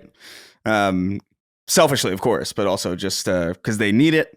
They clearly, like we're talking about, like they clearly have a good handle on just design and look and feel, and I think the sound design in particular is fucking incredible. Like I was transfixed by that, and so hopefully the gameplay nails. Hopefully they hit something that has not been hit on. I think they might. I have a good feeling about it. Like there's something. The buzz is it's not what I would have expected. I was expecting this to be a lot more niche than I thought. I was expecting a lot more of like not necessarily a tepid reaction, but like not so many people being like, "Oh shit, this looks great," because I think it looks great, but I don't know, Right. Well, I think it reminds you of Bungie's like the je ne sais quoi around Bungie. Like even though people seem so upset with them recently, the last few years with Destiny 2 and sure how that's just tapered off, I think, in a pretty major way, just down expansion over expansion over expansion over expansion. It's just kind of, and I think, but then people remember what they like about something or a developer or a style, and they remember the good times and Halo and Destiny and all this. So I think that they've obviously earned their right to have the benefit of the doubt. I look at them more as a PlayStation fan, where I'm like, you really heavily disrupted this thing, and you need to deliver for the family now, because for the family. there's nothing going on here. We got to do something. Like you got to do something. And so I'm rooting for them from that perspective. And they also confirmed two things that I think are interesting. The game's still coming to Xbox and PC. That's not a huge surprise. And no PSN account is going to be needed for it. So that's surprising, but wise. And I think is probably baked into the deal that they made with Sony. Because I don't think this game would be coming to Xbox, and I don't think this game would not have PSN logins for almost any other developer, So like for instance, I think if Sony could get out of that Xbox deal at this point, they'd probably be like, it reminds me a little bit of the Titanfall 1 thing when EA made those deals to get on Xbox One, and then they found out what happened. But you can't get out of it at that point, Yeah. So anyway, those are two things to point out. So very pro-consumer, accessible and easy. No PSN snafus that plagued Helldivers and so on. Dustin, I didn't want to spend a lot of time on this, but we are, I guess. I just because I feel bad. By the time this goes live for everyone, it's gonna be like, who gives a fuck? We know. We saw 75 minutes of this fucking game. Yeah. But for the now, well, let's prognosticate. What you have anything you would like to add? Yeah. Well, it's definitely, there's a lot of people in the press that have played it already that I'm sure have embargoed impressions, but I've been hearing a few different things through the grapevine. I'm really excited about this. I've always been interested in playing extraction shooters. The only one that I really have time with is the Call of Duty DMZ mode, which was just okay. And I guess the other one is Hunt Showdown, which is a really cool game. Beautiful, love the art direction, and really neat. It's just, I'm terrible at it, and it's a little too slow for my liking. But this idea of like being dropped on a map, there are other players. There's also like, different computer enemies or whatever. And you need to go, maybe you've got different sets of missions, or you risk it and try to kill another enemy team in order to take their stuff before you extract. A lot of interesting dynamics in these types of games. I've always wanted to check out Tarkov, but that seems too hard, like way hardcore. It just seems like too much. So maybe at some point. So I'm excited to see Bungie, who, while they maybe stumbled a little bit initially with Destiny, they were able to define like a new type of online game. So to see them take on this, I feel like it's cool. And they've earned a lot of, well, in some ways, they've earned trust in terms of gameplay. I think that all their games come out, the gameplay always rules. So yeah, I'm excited to check this out. I'm definitely, if there's a beta, I will be there as soon as possible. And yeah, I do the art direction, of course. I mean, you guys already went over it, but just I love it. Mm-hmm. I need more of it. Yeah, it's clean. Are you going to stream, Chris? Are you going to stream the? I hadn't even necessarily thought about it, but that would be wise. I probably would have done that. Like the morning of, I would have been like, I should do that. But I didn't necessarily plan to. Well, our patrons will be able to hear it before it happens. So go support Chris if he's on. Yeah, I'll definitely. That's a good idea. I'll be streaming that reveal. I hope to scream. I hope to be excited. Oh, I'm sure you'll be excited. It seems like things are trending up. Yeah. All right. Next piece of news. This is not a huge surprise because I think this is. I don't even know why this is news necessarily, but The Last of Us on HBO has been renewed for a third season. The second season begins imminently. I thought this wouldn't have been a surprise because I thought that they said that they split the season. They split the game, or part 2 of the game, the 2020 game, into 2 seasons. So we would obviously need this. But I guess maybe they wanted to see early reactions to test screeners and audience reactions from press, because the press has seen it all at this point, all 10 episodes. So not a huge surprise there. Not So Jimbo wrote in and said, hey, sexy slits. With the recent announcement that Telu is definitely getting a season 3, I wonder what you think of my proposed schedule for the upcoming seasons and games. Season 3, 2027, season 4, 2029, and then part 3, 2030, season 5, 2031. They'd probably have to flesh out the story for part 2 and add some extra content so that it can comfortably be split over 3 seasons. The Santa Barbara section could definitely be lengthened. The Last of Us part 3 in 2030 is maybe doable as well. Is this schedule just wishful thinking on my end, or is it possible? Keep up the good work and remember to smoke weed every day. You don't have to remind me. This makes sense, actually. I mean, I don't know that I agree with the way you're rolling things out, but I do agree that it wouldn't be unheard of for a third game to line up with a 4th season if they're taking this long to get everything out. Because the first season of this was 23, right? And then I think so. 25, 27 for the third season. And then by the time you get to 29, I don't think it's that unreasonable that you would have a third Last of Us game around there, or maybe if you push it out. But as we said many times too, I think HBO has learned their lesson about getting ahead of things. And Neil is pretty much on record, I think, with a lot of people saying like he thinks that The Last of Us Part 2 comfortably ends. And so it could be that the third season is just the end, and leaves with what I look at is a serious series of cliffhangers at the end of part 2, but that a lot of people read as a resolution. Having just played part 2 again for the first time through since 2020, I am still of the mind more than ever that it needs a third game. It's like, how can people play it and think that it should end here? It's like, what?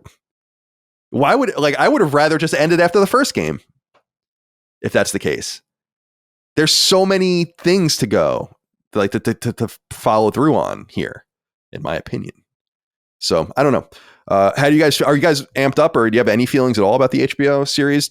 Dustin, I think I'm going to pull you in. As I've said, you, me, and Micah will probably start recording little episodes about each show that will start rolling out for patrons only on Last Stand Media, patreon.com/Last Stand Media. And that will begin. So the first episode's this Sunday for when we're recording. So sometime in the early week, you guys can look forward to that. Yeah. I don't want to say I'm not excited, but I wasn't really excited about the last season until I started watching it. And I thought they were able to do a lot of cool things and expand in certain areas that was interesting to do so. I haven't really even seen that many trailers for part 2.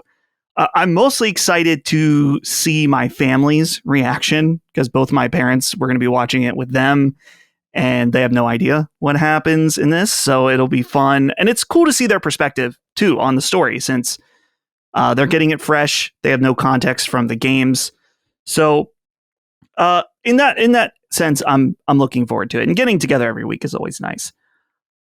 I wonder now with season renewals, sometimes it feels like these announcements are just being used as marketing beats. Smart, I think.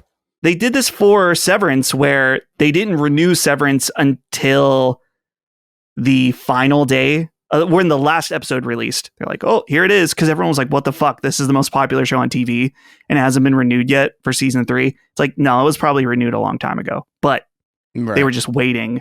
So it could be a big marketing thing. So I'm guessing this is kind of the same thing, as to keep as many times as they can remind you that there's a new Last of Us show.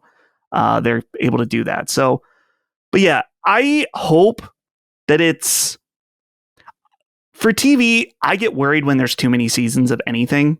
Like, I think 3 to 5 seasons is perfect for Last of Us with what's currently available as far as games, like source material to draw off of. 3 seasons. 3 is maximal, I would think. Yeah. 3 is max. So hopefully that's the case. Even something like Severance, like, I hope when you have a show that goes too long, sometimes that's when they start to lose the plot, literally in some ways. So 3 seasons. And then if they need a little break from the show before the game, I mean, it might be tough, I guess, to line all the different people up in order to do it, but the show can go away for a few years and then come back after the 3rd game, in my opinion. Yeah. Well, we'll keep an eye. Yeah. Yeah. Chris, you have anything you want to add? Sorry. No, I'm looking forward to it. I'm curious to see what they're going to what they're going to change. I guess the only thing that has me concerned is that, like, I feel like every clip I've seen from the show has been like, I don't know. Every clip I've seen from season 2 so far has had me kind of feeling like, oh, I don't know. And it really does kind of center around, like, I feel bad about, like, hammering this home because it's been said so many times, but, like, I just don't believe Bella Ramsey is that much. Like, she doesn't play as old as she needs to play, I think. And I wonder how distracting that will be to me. Because it's definitely distracting to me in clips outside of the context of the show. But maybe in the context of the show, it works great. But, like, I don't know. I'm kind of with Dustin, where, like, I'm just excited to see, like, normal people's reactions. You know? Yeah. I wonder when they're going to. That's the most intriguing thing. I wonder when they're going to do it. Yeah. If they follow the same cadence of the game, it's going to be in the first 2 episodes. Which is. Yeah. I just don't think they're going to do it in that way. We shall see. We shall see. All right. So yeah, please look forward to The Last of Us on HBO's return, of course, but please look forward also to our 10 episode run of Last of Us supplemental spoiler casts, just discussions, easy breezy, beautiful cover girl. Do they still do those commercials anymore? I don't know anymore. No, probably not. I haven't seen a commercial in forever. Easy breezy. Yeah, I know. When's the last time you saw a commercial? Micah really loves QVC, so I've been watching that with her every now and again here, and it's so interesting. It's like just old women selling products to other old women. Yeah. And they're really excited about it. And it's always live. That's the funniest part to me. It's like, integral. Damn. It is. It's integral. It's actually integral to my enjoyment of it, too. Because I'm like, this is happening right now. And anything can happen. Some weird shit can happen right now. Every once in a while, I've never really seen anything super funny. But like you see these clips of people falling and fucking up and like destroying the product or ripping something or whatever. And I'm like, anything can happen. It is very funny. Okay. A few more things to get into. I got to bend over to click here. You've lasted quite longer than I expected. Yeah. I mean, I'm a cardio guy. So I'm used to being, I got a good frame for standing, you can't see my body. Standing. Well, that looks horrifying. Yeah, it didn't look right. All right. Over on the PlayStation blog, PlayStation Portal remote player system update releases today with cloud game streaming beta UX enhancements. Have you, Dustin, you have the Portal now, right? So did you mess with the streaming? I actually haven't done it at all.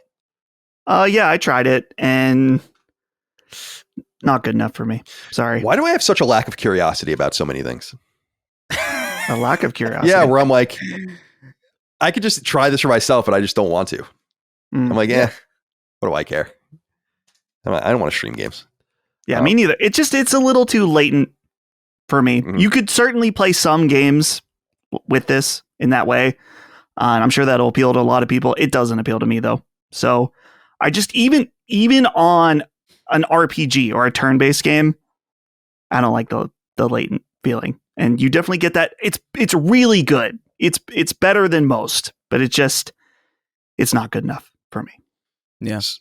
So I'm going through the updates here. You can sort games now in different ways, which is convenient because I guess there was only one way to look at games that were streamable unless you search for them individually. You can capture gameplay now during beta sessions, which is cool. There's queues when servers are full. It'll actually show you what your wait time will be and all of the rest and when your turn will come up. And it says, this is interesting, during a cloud streaming game session, gameplay will now pause in the following situations. Gameplay will pause when you open the PS Portal quick menu. You can open the quick menu by pressing the PS button, blah, blah, blah. So I guess like you weren't able to really go in the cross media. Obviously that wouldn't be possible in online games, but single player games. And why would you be playing a streaming online game? And you'll get a notification if you're inactive for 10 minutes. You'll get a notification now instead of just disconnecting you that you have 60 more seconds or they will boot you. And then there's a bunch of feedback stuff so they can get information about people's experiences. This seems to be working pretty well for people. But like you said, the latency is going to be noticeable in a lot of games. As games get quicker too and frame rates rise, it'll become more noticeable. But people are down with it. Portal is such an awesome device. I mean, I've said it a million times, but I just highly recommend it. And I think it's excellent. $200, it's a steal, in my opinion. All right. This comes from your friend Genki, who you met in Japan. That's right. Oh. You guys broke bread? We did. We had pork tonkatsu. Oh, very nice. Well, he wrote here on Twitter, PlayStation has silently rolled out new animated backgrounds for the PS5 Welcome tab to select users. New backgrounds for Ghost of Yotei, God of War, Stellar Blade, Demon's Souls, Horizon, and more have been added to Astrobot, which was there previously. I didn't even know any of this existed at all. And I meant last night when I was preparing the show, I'm like, oh, I got to go downstairs at some point and I'm going to be playing a game. So I got to go check this stuff out. And I just forgot to do it. Did either of you guys mess around with these animated backgrounds? Not yet. I have the PS5 Pro exclusive animated background on right now. These look cool, but come on. 3 Horizon games? 3? Like, we really need Call of the Mountain here? And no Returnal? All right. It is damn funny that. All right. It is becoming like really like funny, just like straight up hilarious, just like the obvious favoritism. Yeah, I mean, it seems fairly obvious. Here's Call of the Mountain. What are we talking about? I know, it's outrageous. I was just bored with that game when I played it. I just thought it was boring. Yeah. I got to go check these out. It's pretty cool that they're doing this. They're all PlayStation published games. It would be cool to get some other stuff too, but I don't think I do wonder back in the PS3, PSP era and into Vita, I guess, I wonder how much money companies made on all their kind of accoutrements. Because that used to be a much more common thing. Remember, you'd like buy an icon for like $1. You can buy like a theme for a couple dollars or whatever. I do wonder if there was any money to be made there. My assumption is not, because I feel like they would still be doing it if that was a viable thing for them. I like just the standard. Like dude, I've not even changed the background on my phone. Wow. Like, I just don't care. You know, it's like, I'm not on here. Who cares? Just give me, just give me whatever. Yeah, I don't know. I liked the customization back in the day. Like the 360 PS3 was like kind of like the golden age of that, where like I feel like we had some really good stuff, and that was back when you could really. I think even on the Xbox One, you could make your own stuff. Like you could just like load up. I remember making a couple of custom backgrounds on the Xbox One and just like loading something into Photoshop and putting it on a USB. And that was cool. I like that stuff, but it's not super necessary. Although it is missing functionality, so I guess on some level we have less than we used to. But I don't know. Well, go check out the animated backgrounds if you want. Genki, thanks for the heads up on that, and be well. Well, this was an interesting story. Vampire survivors. I'm not speaking into the microphone. Vampire survivors. They tweeted out the following, quote, "We're sorry to say we won't be able to bring the Vampire Survivors cross-save feature to PlayStation 4 and 5 alongside our next update. Last month, we told everyone that cross-save would be available on PlayStation 4 and 5, PC, Xbox, Android, and iOS alongside our next free Versus update in April. But at the last minute, we've run into a legal issue on PlayStation we weren't aware of. that requires us to share info on our partners that we're unable to. The chances of cross-save coming to PlayStation consoles are now very slim, but not impossible. So we're going to keep working alongside PlayStation to resolve these problems. We're so sorry to build up the anticipation for this feature on PlayStation only to change plans at the last minute. Cross-save will still be available on PC, Xbox, Android, and iOS in the next few weeks, with Nintendo Switch rolling out at a later date. So this is interesting. I imagine cross-save is actually quite valuable in this game because there's just so much shit in it and so many things to unlock. So if you want to jump to your phone or whatever, your Switch, I'm sure that's very useful. Dustin, what are they talking about though? This is the thing that I'm confused about, is that there are an enormous number of cross-play and cross-save games between platforms. What kind of? It's not that I don't believe them. I'm just like, what are you talking about? I'm in the same boat, Colin. I'm rereading this where it just says it requires us to share info on our partners. Like, what info? Do you have we have a write-in a second that thinks that it has to do with their name or like their identity.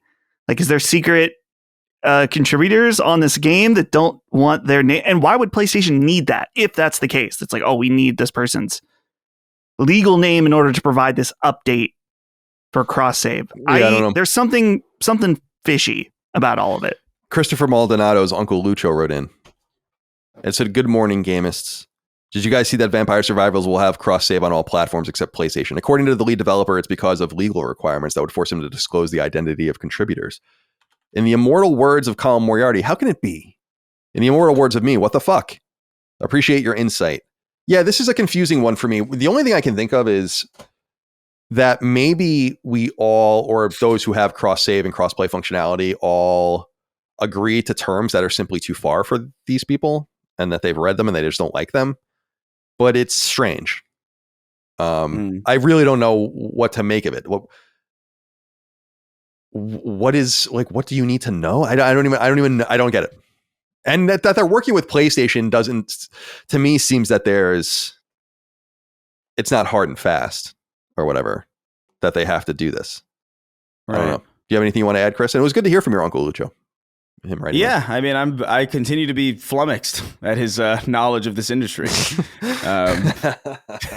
I'm deeply impressed. But yeah, no, I this is a mystery to me too. Like, I really can't, because I'm pretty sure there's like a great number of cross save and cross play games like on everything. I know just firsthand experience, although maybe this has to do with Bungie accounts, that Destiny transfers pretty reliably. So like, I really have no idea what the hell this could be. I don't even have a theory, you know? Lazy developers. No, I'm kidding. You don't hear that too much anymore. That was a very common refrain back in the day. The lazy dev thing. That was a long time ago, maybe at this point. But I'm thinking info from our partners. I guess initially I was thinking about partners that were on the game, but unless Sony is requiring info from other saves, yeah, or just who the way the names connect and stuff, or Sony would probably be interested. I mean, this is just a theory, but like Sony would probably be interested if you bring in data from an Xbox. What is your name on Xbox? And then connecting some sort of tether to that name or like some information. What use that would be, I don't really know. And again, why would all these other companies not care? Doesn't Call of Duty interact between all the games and like sends everything between all the games? Like, that's Microsoft.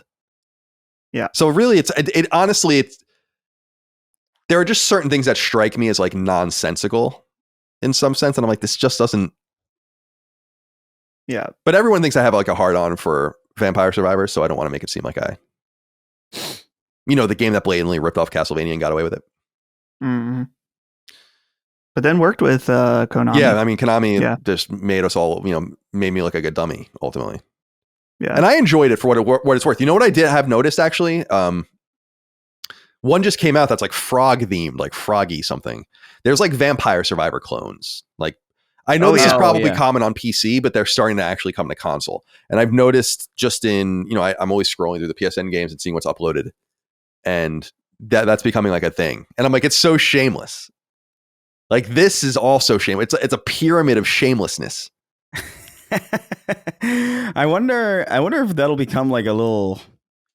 I wonder how much of that is protected in the sense that, like, because I've in my life, I don't think I've really played a game like Vampire Survivors exactly. Like this whole like you're just moving around, and that like you can play Vampire Survivors with one hand. You know, there's really not a lot to it. Right. Be careful what you do with the other one, but yeah. You know, you could do whatever you want with the other one. That's the beauty of it. Yeah. that's the magic of it. That's truly the magic of Vampire Survivors. Right. Yeah. What's funny is this goes a layer deeper too, because Colin, you're talking about it ripping off Castlevania. Yeah. But they were inspired by a mobile game called Magic Survival, which is a game that auto shoots as you walk around. Everyone should just do whatever they want at all times. You know? It's fine by me. Yeah. It's not a big deal. I really don't care that much. Again, my whole thing with Vampire Survivors was just being surprised that more people didn't see the deep. You know it, but you don't see it unless you're really a nerd. And I just couldn't believe it. I still can't believe it, actually. And apparently, on PlayStation, we got the edited version, which to me is even crazier. It's like, so what was this like? Are you kidding? Like, what was it like before that? Yeah, I don't know. All right. By the way, I noticed that I'm bending over to like do this, but because my windows are right here, it looks like I'm just looking right into the camera. But I'm not. We couldn't hear any of that. Oh, sorry. Yeah. There was like a faint. I don't know if it will come through for the audience.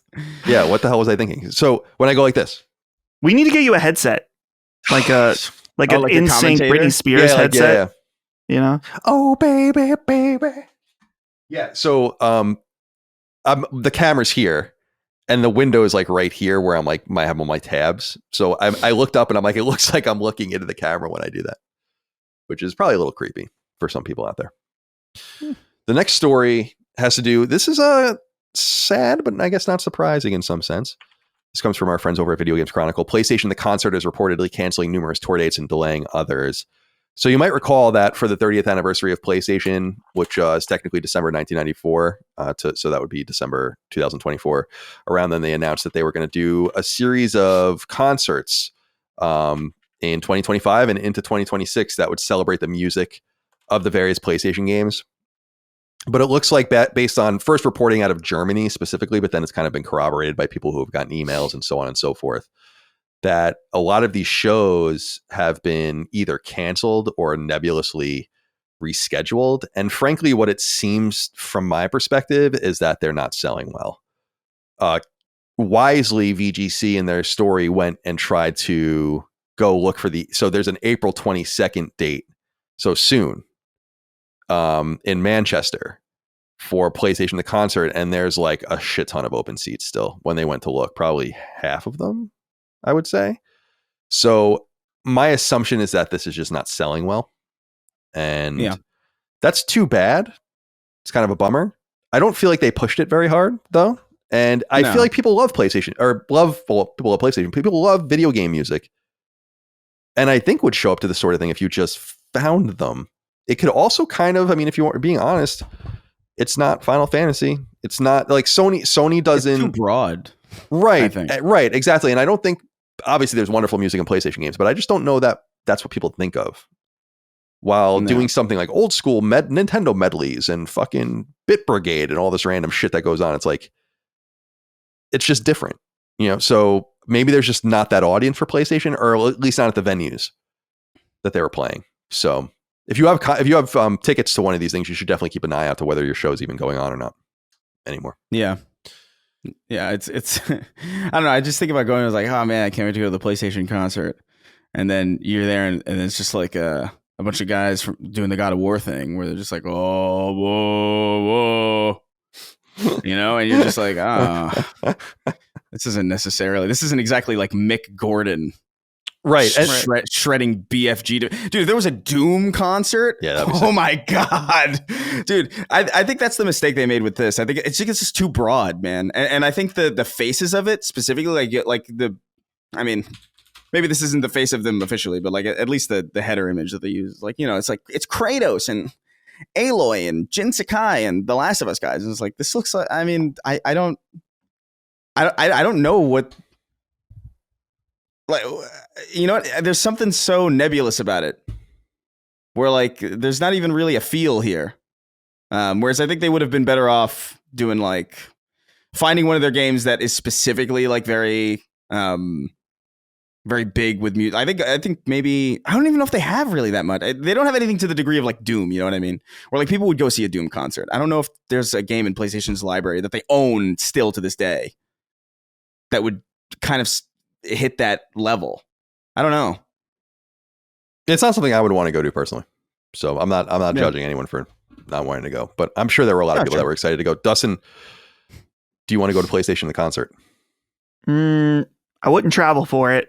If it was in Pittsburgh and the price was right, sure, why not? Yeah. I do like going to these video game music concerts. I've been to quite a few of them in the last year. Yeah, and they're what I'm saying. Like these people do go to these things, so I just feel like they either didn't market it right or people just don't want to do it because it's not like there's not a group of people that are excited about it. Right? Sure. And if I did go, it's mainly out of curiosity of another video game concert, particularly PlayStation. But when I look at this image and I'm like, man, Ghost of Tsushima, the music, I remember it was fine, but it's not like, oh man, Ghost of Tsushima's soundtrack. Yeah. Really memorable. They got to wheel out that white guy that everyone freaked out, the flute player. And they're dude, I was there for that. Yeah, and they're like, this man can't play the flute, and then everyone found out that he was like the best of the players of that flute, in, like the world. Yeah, that fucking rules. Okay, well, to anyone out there that didn't know, sorry to let you down. All right, final piece of news here before we get into what we're playing, and then we have a few other bigger things I want to talk about later.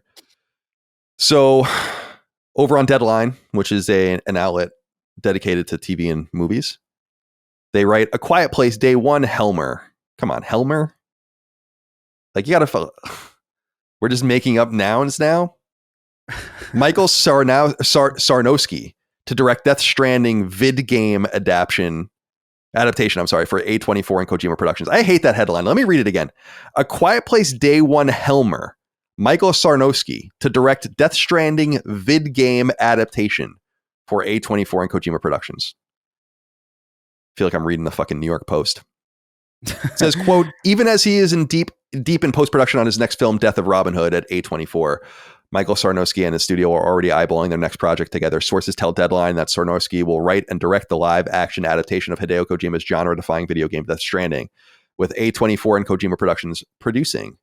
Lars Knutson and Ari Aster's Square Peg will also join as producer. I love Ari Aster. This guy, I don't know anything about film, as anyone knows, so don't take me very seriously, but I'm looking at this Michael Sarnowski's kind of filmography, and he did a short documentary about the Congo in like the mid-aughts, or I'm sorry, the mid-20-teens, but then he did the movie Pig. I never saw it. And then which he directed, and the screenplay was written by him and a woman named Vanessa Block. And then he did A Quiet Place Day 1, which was co-written by John Krasinski, who I always call Josh Krasinski for some reason. And he directed that as well. And then, The Death of Robin Hood is this movie that's coming up soon starring Hugh Jackman. And it says premise, quote, Robin Hood grapples with his past life of crime and murder while in the hands of a mysterious woman after being critically injured. I don't know that I need Robin Hood to be coming to terms with anything personally, but that's cool. I love Robin Hood as the character, steals from the rich, gives to the poor. That's fine with me. So then this Death Stranding film that he's going to be doing as well. So I don't presume to know film well enough to know if this is a good choice or not. I assume Kojima has a lot to say about this, and he is a film guy. And so my assumption is he probably loves Pig or something. And was like, yeah, we got to get it on board with these guys. And I think a lot of movie people like Kojima. So he probably has a nice pick of the litter. Are you guys interested in seeing a Death Stranding film? I wonder if it's going to translate or not. Yeah, I'm curious how it will translate. But I'm glad that A24 is involved because they have a pretty good track record of being a production company. I'm most interested in Ari Aster's involvement as one of the producers. Ari Aster, man, has made some crazy ass movies, whether it's Hereditary or Midsommar, or most recently, Beau is Afraid, which that movie, I have no fucking clue what's going on. Is that about the rednecks? No, that's Joaquin Phoenix having a fever dream for 3 hours. Oh, okay. Sorry. It's I'm like my dad or like my mom. like totally wrong. Is that the redneck movie? Yeah. Chris, did you see Beau is Afraid? Yeah. It's one of those things I can't recommend it, but in some ways I'm like, well, I've never seen anything like it. So if you're interested in something new, yeah, it's an experience. But yeah, I would recommend it just on the just on the sheer like what the I can't describe that movie. I don't know what it is. I've seen it. Yeah. I don't know what it is. it's crazy. But yeah, I've seen all of his movies, and I think Ari Aster is an interesting dude, and I think he generally makes stuff that if it's not great, it's at least like unique and just very strange. So I think that's an interesting pairing. I am actually like of the mind that like I actually don't think Death Stranding translates to anything that isn't interactive. Like I feel like the whole point of it, what is gratifying and what is interesting about it is the fact that they've taken something and they've taken something so mundane and made it like engaging to interact with. But like, I mean, movies have been, I don't see that really working. It could. I'm always open to being surprised, but like that's a rough. I think it's almost a harder video game to adapt than most into a film, just for that one reason. Like maybe you could get all like the crazy cutscenes and stuff, like that'd be easy, and like some of the higher concept stuff. But like what Death Stranding is as a game, like I don't know. Well, we'll see it. We'll do something with it, I'm sure. Yeah, but I think we will.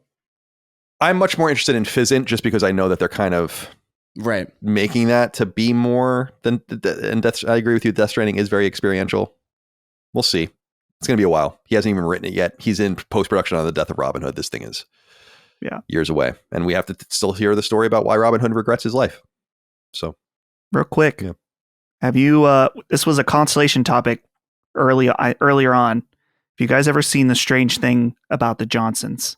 Yeah, I was on that. I watched it. You're on that too? I watched it with because Dagan asked us to watch it, and it was great. Chris, have you seen it? No, I don't even know what you're talking about. Okay. Just watch it on YouTube. Don't look up anything. I would say thank me later, but you're going to want to die. It's like Ari Aster's student film, and it's really fucking crazy. It is. It's like, you should definitely watch it. It's fucking weird. It's just on YouTube? Yeah. It's on YouTube. I feel like if I look it up, can you just send me the link or something on like my phone? Yep. Because like I feel like if I look it up, I'm going to see like, you know how like thumbnails are. Oh, yeah. I'll send it to your email. I'm not one of those people that's like, do this thing. It's so crazy. But that was actually to Dagan's credit. It was one of those things where I was like, damn, that was fucking crazy. Like that was fucking crazy. Yeah, I'll check it out. Yeah. I don't, for the audience, because I'm sure many of them are going to be curious. I'm just saying, like, be warned. Be deeply warned. I think it's crazier than any of the movies I've seen of his, actually. Like, and I love Midsommar especially. I think student films have to be that. You gotta like make something that's gonna get people like, what? Yeah, well, they certainly were. I think after that, because you're not gonna do like a rom-com as your student film. Like who gives a shit about that at all? Right. You can't cast Ryan Gosling, so who gives a shit? That's a good point. All right, we're back. I'm sitting down now. I've had enough. That was 2 hours of standing. Impressive. It is impressive. You know what I was thinking about when I was there? I was like, man, people with real jobs have to stand on their feet all day, and it's probably horrifying. And you take like little things for granted, like your shoes, like the quality of your shoes. If you work in a kitchen, they have like those pads. Yeah. One probably makes all the difference. Because I was already like, Jesus Christ, what am I supposed to do if you're like a cashier? You're at the deli or something. When I was a kid, I was on my feet all day, but I was young and spry. It's a little bright now too. I guess I got it. Yeah, dude, that was the worst part about filming weddings, that you were standing all day. More than standing, because you had to carry around your gear and deal with drunk people. It's just not a good life. Hey, let me have a message for the bride, like that kind of thing. Do you get a lot of that? Like, oh, get my good side. We're like, oh, don't film me, I'm wanted. It's like, dude, you hear the same things all the time. Man. All right. Let's get into what we're playing, my friends. I will go first, actually, and just get my shit out of the way. So I was secretly playing The Last of Us Part 2, and that's why I was kind of suspiciously not playing very much over the last couple of weeks, as I was taking copious notes, and then everyone focused on one thing I missed, and really, no, I'm only kidding. So what a game. I mean, I actually went back and listened to Chris's and my 2 spoiler casts that we did in 2020 before we recorded.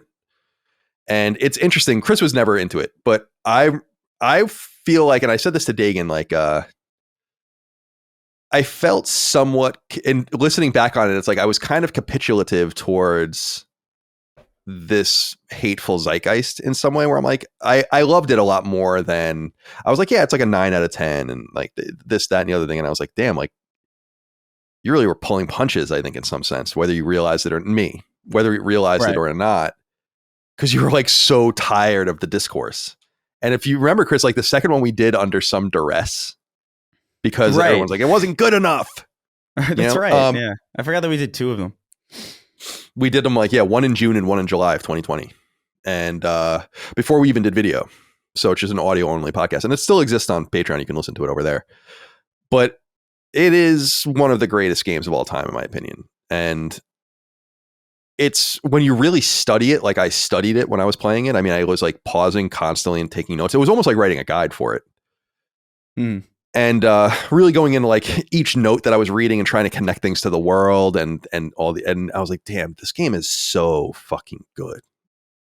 It's so deep and intricate. And I think time has only made me appreciate it more, because really nothing has come out. That the one thing I said on the show where I was like, that might be my most recent favorite game. Like in the top 5 or top 10, like that might be the one that's come out most recently. Maybe the only other one that would join that list, honestly, is a game like Cyberpunk, in terms of like how impressed you are with it. Because when I played Cyberpunk finally 2022, I guess on PS5, I was like, this is fucking nuts. This is crazy good. Yeah. And you just don't get games like that very often, where they're crazy good. There's a lot of great games, good games. I just played Adamfall. That's a totally good, serviceable game, you know. But a game like The Last of Us Part 2, man, in my opinion, they just don't come along very often. And it's intensely dedicated to its message. And it's a pretty gruesome game with 2 people that are left with nothing, basically. You know, like in this endless cycle of violence. It's fucking great. And what I was saying was, if the first one's about character, which it is, and the first one is more special in a lot of ways, the second one is about consequences and action and the results of the choices you make, and gives an interesting forced insight into a perspective you don't want. Makes you see it. And I dig that. So shout out to The Last of Us Part 2. What a fucking game. And then the other 2 games I've been playing are Breakout games. So the game Breakout Beyond came out a couple of weeks ago. Maybe not even a couple of weeks ago. And it's a kind of new style Breakout game. Breakout, of course, is the original Brick Breaker game. It's from Atari. It was from 1976 originally. And this new one is made by Choice Provisions. I don't know if you guys know them, but they're the guys that make the Bit Trip games. And so the Bit Trip was like huge on DS and Wii back in the day. And then they kept making them. I think they might even still make them. And there's like spinoffs like Runner and all that kind of stuff. So they're a very good studio. And I bought Breakout Beyond, and it was $15, first of all, which I was like, nice. Also produced by friend of the show, Jason Polanski, who's sometimes on Sacred Symbols Plus, and or he's been on Summon Sun, I think, as well. And he's a producer, really talented guy, really friendly dude over at Atari. And so I was like, yeah, Breakout Beyond, let me check this out. And I loved it. I thought it was great. There's a broken trophy in it. I've actually talked to Jason about it, and the team knows, and they're going to fix it. And I'm hoping to be able to get the platinum. I'm basically set up for it. Otherwise, it's to unlock a certain mode, which didn't pop. So it's my hope that they can just put a trigger in that will just pop it when you turn the game back on. If you have it unlocked, that is my hope that that's the way they fix it. So I don't have to unlock it again, because that's going to take hours of my life, but I'll do it. So people know what these brick breaking games are like. In fact, people know that Lilymo, my studio, has made 2 of them. So people know what brick breakers are, but Breakout is the oldest one and the quaintest one, and so it's cool to see because Arkanoid is really in my pocket as far as Breakout style brick breakers are concerned, and that Arkanoid is kind of the copy of Breakout. So Breakout has a lot of room to work and grow, and there have been Breakout iterations in the past, and the gameplay is very straightforward, but there's actually a lot of really cool shit in it. First of all, it's totally left to right. The paddle. So Breakout games are usually top to top or bottom up. The ball bounces off of a paddle on the bottom to the bricks on the top. Here, a ball bounces off of a paddle to the left to the right. And every time you hit a brick, the stage gets closer. So what you have to do, it's kind of puzzle-like, where you have to kind of figure out ways through these blocks before the stuff starts encroaching on your space. And if it starts encroaching on your space, your paddle can't go through the bricks, basically. So you're stuck where you're stuck, kind of, and the brick can still be going and doing its thing, and everything's getting pushed over. So you can actually get all the bricks pushed past you and then be good again. It's really quite cool. It's a unique spin and a very fair spin on Breakout. And the cool thing about it, too, is that each stage has a goal. So the idea is not to break the bricks, but to just get to the goal. And sometimes it requires you to break a ton of bricks, and sometimes you don't have to break many, and you can just kind of get to the goal. And once you pass it, you've broken out.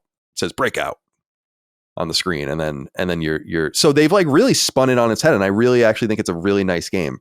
I've spent a few nights with it. It's $15. I probably played it for 10 hours, something like that, and I think it's money very well spent. And you can unlock some classic modes. You can unlock it in an infinite mode that plays more traditionally with like a single ball, and you can unlock 1976 mode, which is the original version of the game, which is kind of cool. The top down version of the game. So yeah, I mean, I don't want to go too much on Breakout Beyond, but I for people that are into that sort of thing, I highly recommend it. And I think it's really novel the way that they've spun the game. And one of the cool things too is as you go further into it, you unlock. It's kind of like Mega Man, where like you can see, there are 72 stages or something like that, and each one you can see like the map of the stage, and the stages move like everything gets closer to you, basically, as I was saying. So like the stages are longer than the screen. Some of them are really long. And you can see like the specific map of bricks, and there are all these different power-ups that are hidden in the bricks, just like a regular game of Arkanoid or Breakout, like a bomb or multi-ball or whatever. But then there are these question mark bricks, and as you go through the game, you unlock all of the different items yourself, and you can insert any one of the items you've unlocked into a stage, and they go to where the question mark bricks are. So like sometimes you need multiple balls because the timer is really short and you don't have much time to deal with, or sometimes you need a bomb to just blow up a bunch of bricks, and you can kind of plant them. And so it gives the game kind of a, not a non-linearity, but like a modular sort of feel, which is pretty neat. And I forgot to mention the other thing too, is that each stage is timed. And this is another clever evolution. When the time runs out, the game's not over. So like you'll have 4 minutes to get to the goal. But once you reach that timer, like every 5 seconds or so, like the closest line of bricks will turn into like solid metal, and it will happen like every 5 seconds until like your ball gets trapped. So it gives you a way to kind of like get out of dodge if you can, kind of like the Mario music speeding up in some sense, to like give you a clue that like you need to get the fuck out of here. So I really liked it, and I highly recommend it. And then as a result, the PSN recommended me Breakout Beyond, which is a 2021/22 release from Atari. I think also produced by my friend Jason Polanski. And Breakout Recharged is a more traditional style down up Breakout game, but it's also based on time, and it's like it's live, almost like a Tetris game in some sense, where it's adding bricks. So like you're going through time, and I've been messing around with that, and it's good. And the reason I bought it was because it was $249 on sale. I was like, well, okay, if you insist. So I checked that out, and I almost have the platinum in it. There are co-op trophies, so I actually don't know if I'm going to get the platinum. And this is what Kurt Lewin wrote in about. He said, "Hey, Sacred Lads, trophy-related question for you. I have been playing a brick breaker called Breakout Recharged, and I really want to go for the platinum on it. I am nearing completion on all the trophies I can expect for one, which is to complete all the levels in challenge mode and co-op. This infuriates me as being a brick breaker. It's a bit niche and difficult to find a co-op partner for, so I may have to concede defeat by getting the platinum. So my question is, do you think it would be a good idea to make multiplayer-based trophies in games optional ones so that they contribute to your trophy level and to getting 100% in the game, but not required to get the platinum? I don't know why developers continue to do this, but it's so ironic, Kurt, that you wrote in, because I am experiencing the same exact problem. And I talked to Micah, my wife, about it. And I was like, I might need you to play this game with me. And I'm not really sure she's into it, or I don't want to say it doesn't have the skill level, but like, I don't think she's really played a Brick Breaker. I don't know that she's really going to be able to do it. And then I was wondering, I could probably do it by myself. You only need one hand to play a Brick Breaker. There's it's just the stick, the left stick. So it's like, I probably could sit here and do it, but I was doing the single player challenges yesterday in Breakout Recharge, and I was like sucking hours of my life. I'm like, dude, how many are there of these? There are fucking so many challenges. And so if there are that many co-op challenges, I'm like, I don't know, man, they're going to get pretty hairy, I think. Because all the other trophies I'm getting, I got like 80% of the trophies in one night, not even trying. So I hear you on this, but I'm in after something so serious like The Last of Us, after something so story driven like Adam Fall, I was like, I need a video game. Like a video game is a video game. As we wait for coming out the same day, Indiana Jones, for me anyway, Indiana Jones and Lunar are both the 18th. And then Claire Obscure is like the next week. And then Doom is like a couple weeks after that. So we're going to be rolling soon. All right. So that's what I've been playing. Dustin, let's go to you next. I want to hear about Ready or Not and also Blueprints, which is coming to PS Plus. Yeah. Starting with Ready or Not, I was convinced to buy and play this game by a friend of the show, Jimmy Champagne, was playing it. And so he hooked me and Brandon, and now even Ben is in on the fold to play Ready or Not. And this is a very realistic SWAT game that is currently only on PC, but apparently there's been some leaks about a potential console port coming down the line. So I don't know how much validity there is to that, but this game is hardcore, dude. It's actually the level of how hardcore initially made me not want to play it. Initially, when Jimmy asked me, I was like, no, I know I'm not going to like this, but I was able to pick it up for a pretty cheap price. So I decided to go for it. This game's cool. So I've only played it in multiplayer. You can play single player. A lot of it is commanding your squad to do like different things like breach rooms or to cover you in certain areas. But basically you play this game in missions. So each mission has like different objectives, of course. So, but what's more interesting to me is like where the locations are and what different elements, I guess. So the first one is like someone has a hostage situation at a gas station, which is pretty cool. But as the game's levels goes on, they get more kind of dark and disturbing. So another early level is there is a Twitch streamer in, I don't know, it looks like a South American country or something, where he's a Twitch streamer, but he also hosts a server farm of illegal content. I'll leave it at that so we don't get demonetized. So you have to go in, get all the evidence on the illegal server, take him out. And what makes this game really fun, it's just really fucking hard. It's a really hard game because, as I mentioned, it's hyper realistic in a lot of ways. You can only really take a few shots depending on how much armor you have on before you're taken out. You got to be really careful. Some levels, like there's a meth head den, which they got like tunnels and shit in the backyard. That's crazy. Some of them, people are crazy. They booby trap rooms. So you got to make sure there's not like a tripwire. You got to throw your flashbangs in the room before you go in. Ultimately, you're trying to kill as few people as possible. So if you can throw a flashbang in, scare them, point a gun at them, a lot of times they'll surrender. Some of these meth heads, though, wild. They will charge you quickly. So sometimes, there is some unfortunate casualties involved. But the game does a good job in that basically you're trying to get like a really good score at the end of each level. So I think it goes from, I don't know if there's an S rank or if it starts at A. I think we've gotten an A rank once, but normally it's B or lower because you get points for gathering evidence, successfully detaining people without killing them. Another thing is you can't just shoot somebody without issuing a warning first. Because I've done that a few times where I'll see a dude and I'll just pop his head as fast as possible. And it's like, awesome. That was an unauthorized use of force because you didn't warn him. Right. So you got to be careful of that.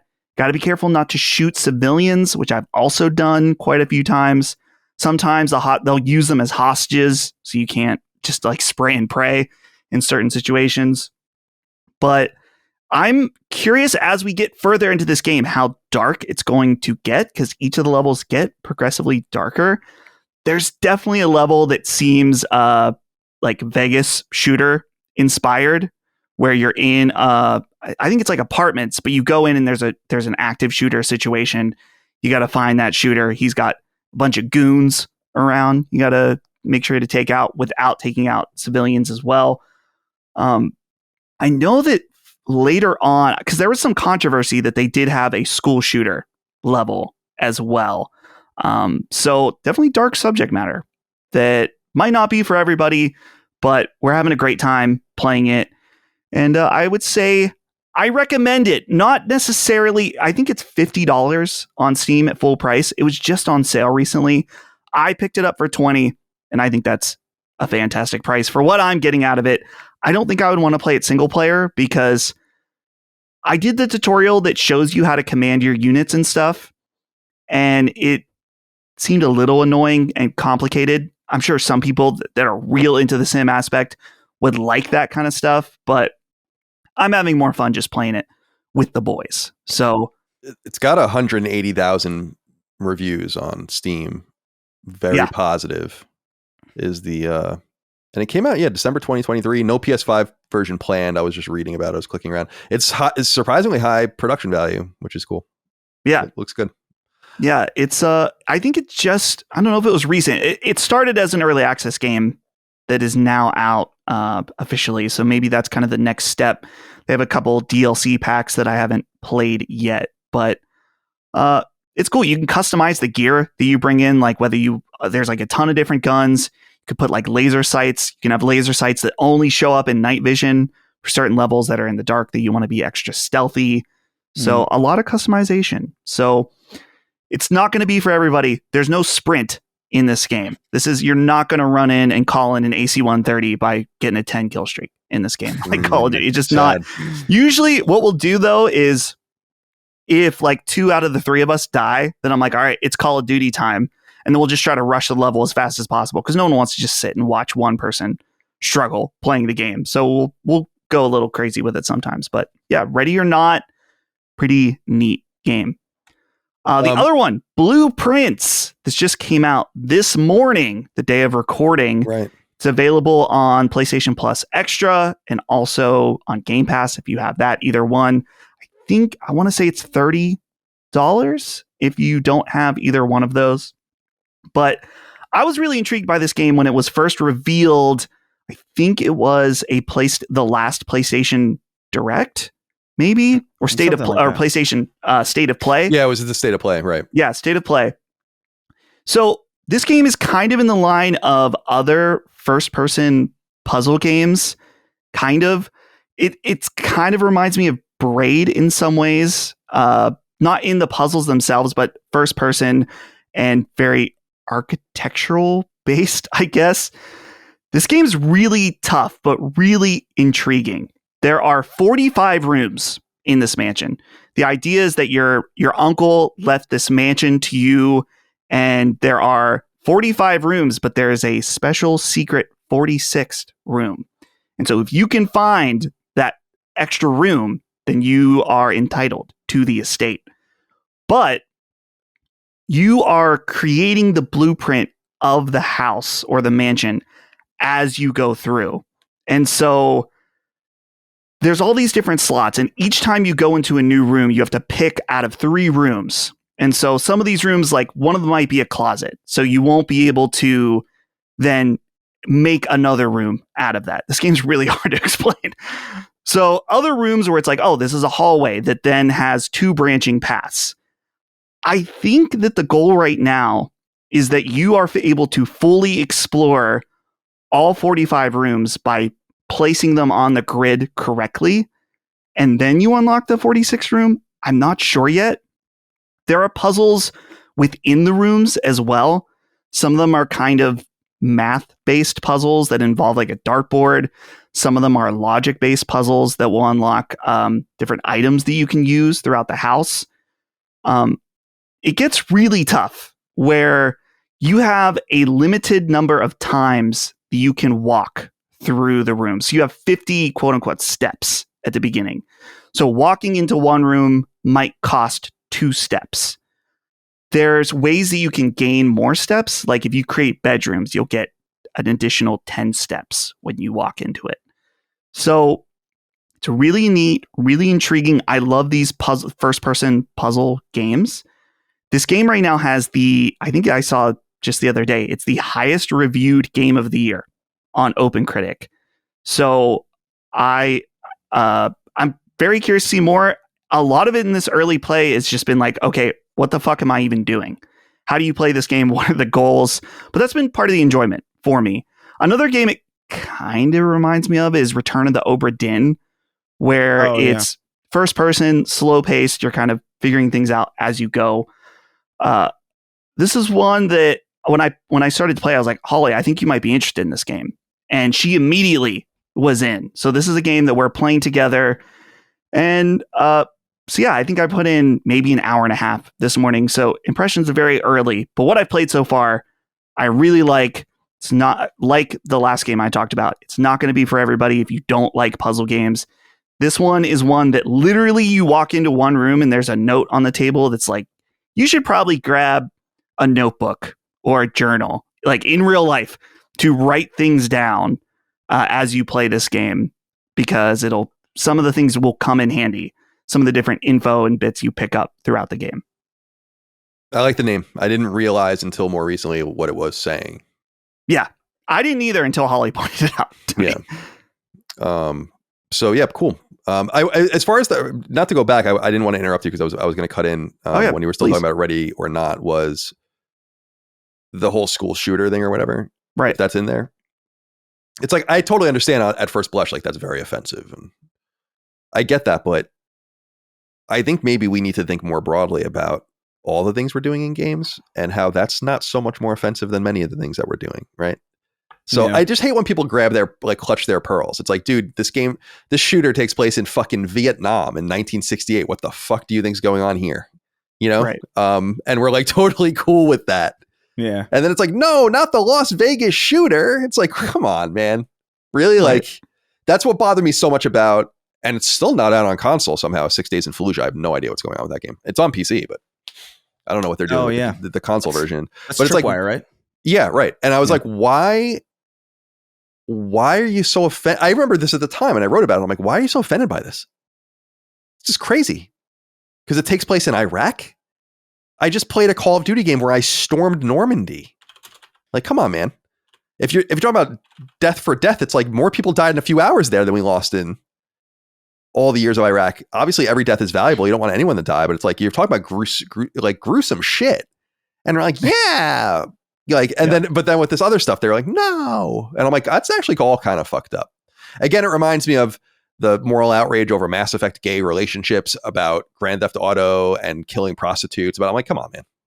Give me a break. Yeah. Look at the movies we're watching. Look at the TV we're watching. Look at the music we're listening to. Give me a break. Yeah. If you need a glowing recommendation outside of me, Ethan Gotch, who once wrote a hit piece about us, wrote on Kotaku, controversial Steam bestseller Ready or Not is an unsettling SWAT fantasy, tactical gunplay, and edgy propaganda mix in Void's interactive incomplete shooter. Propaganda. I've never heard that before. That's clever. Defund Kotaku. Chris, do you want to talk about what you're playing now?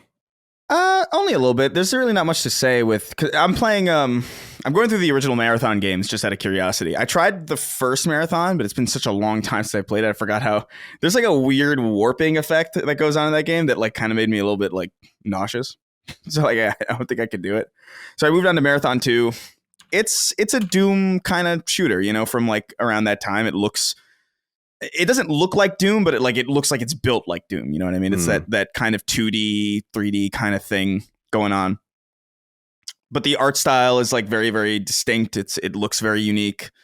The thing that strikes me about Marathon in general is that it is Doom. It is like this fast, like you're running around and like shooting aliens with different guns. You got like a glove with spikes on it and you punch people with it. It's sick.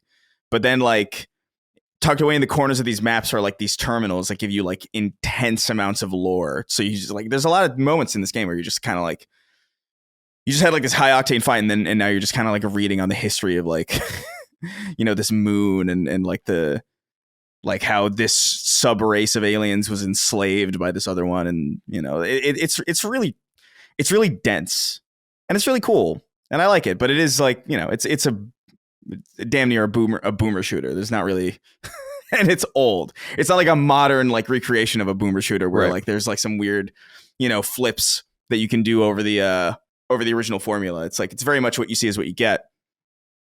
But I think I'm just trying to like familiarize myself with this world because apparently like the new Marathon does take place in this canon in some way, and just helps to brush up a little bit. I forgot how interesting it's really crazy, this world. But I'm playing a little bit of that. I'm still playing Atomfall and Assassin's Creed and Prince of Persia in between everything. I've been at weddings and doing all sorts of shit, so I haven't had a lot of time to put into any of those. I will say, Assassin's Creed is it's wearing thin with me. Like, I think I'm at a point where like I get it, like I understand. Right. It's Japan. It's Japan. It's Japan. That's enough. And I dig it. I like the tension. Like, it's definitely the most fun I've had with an Assassin's Creed in a long time.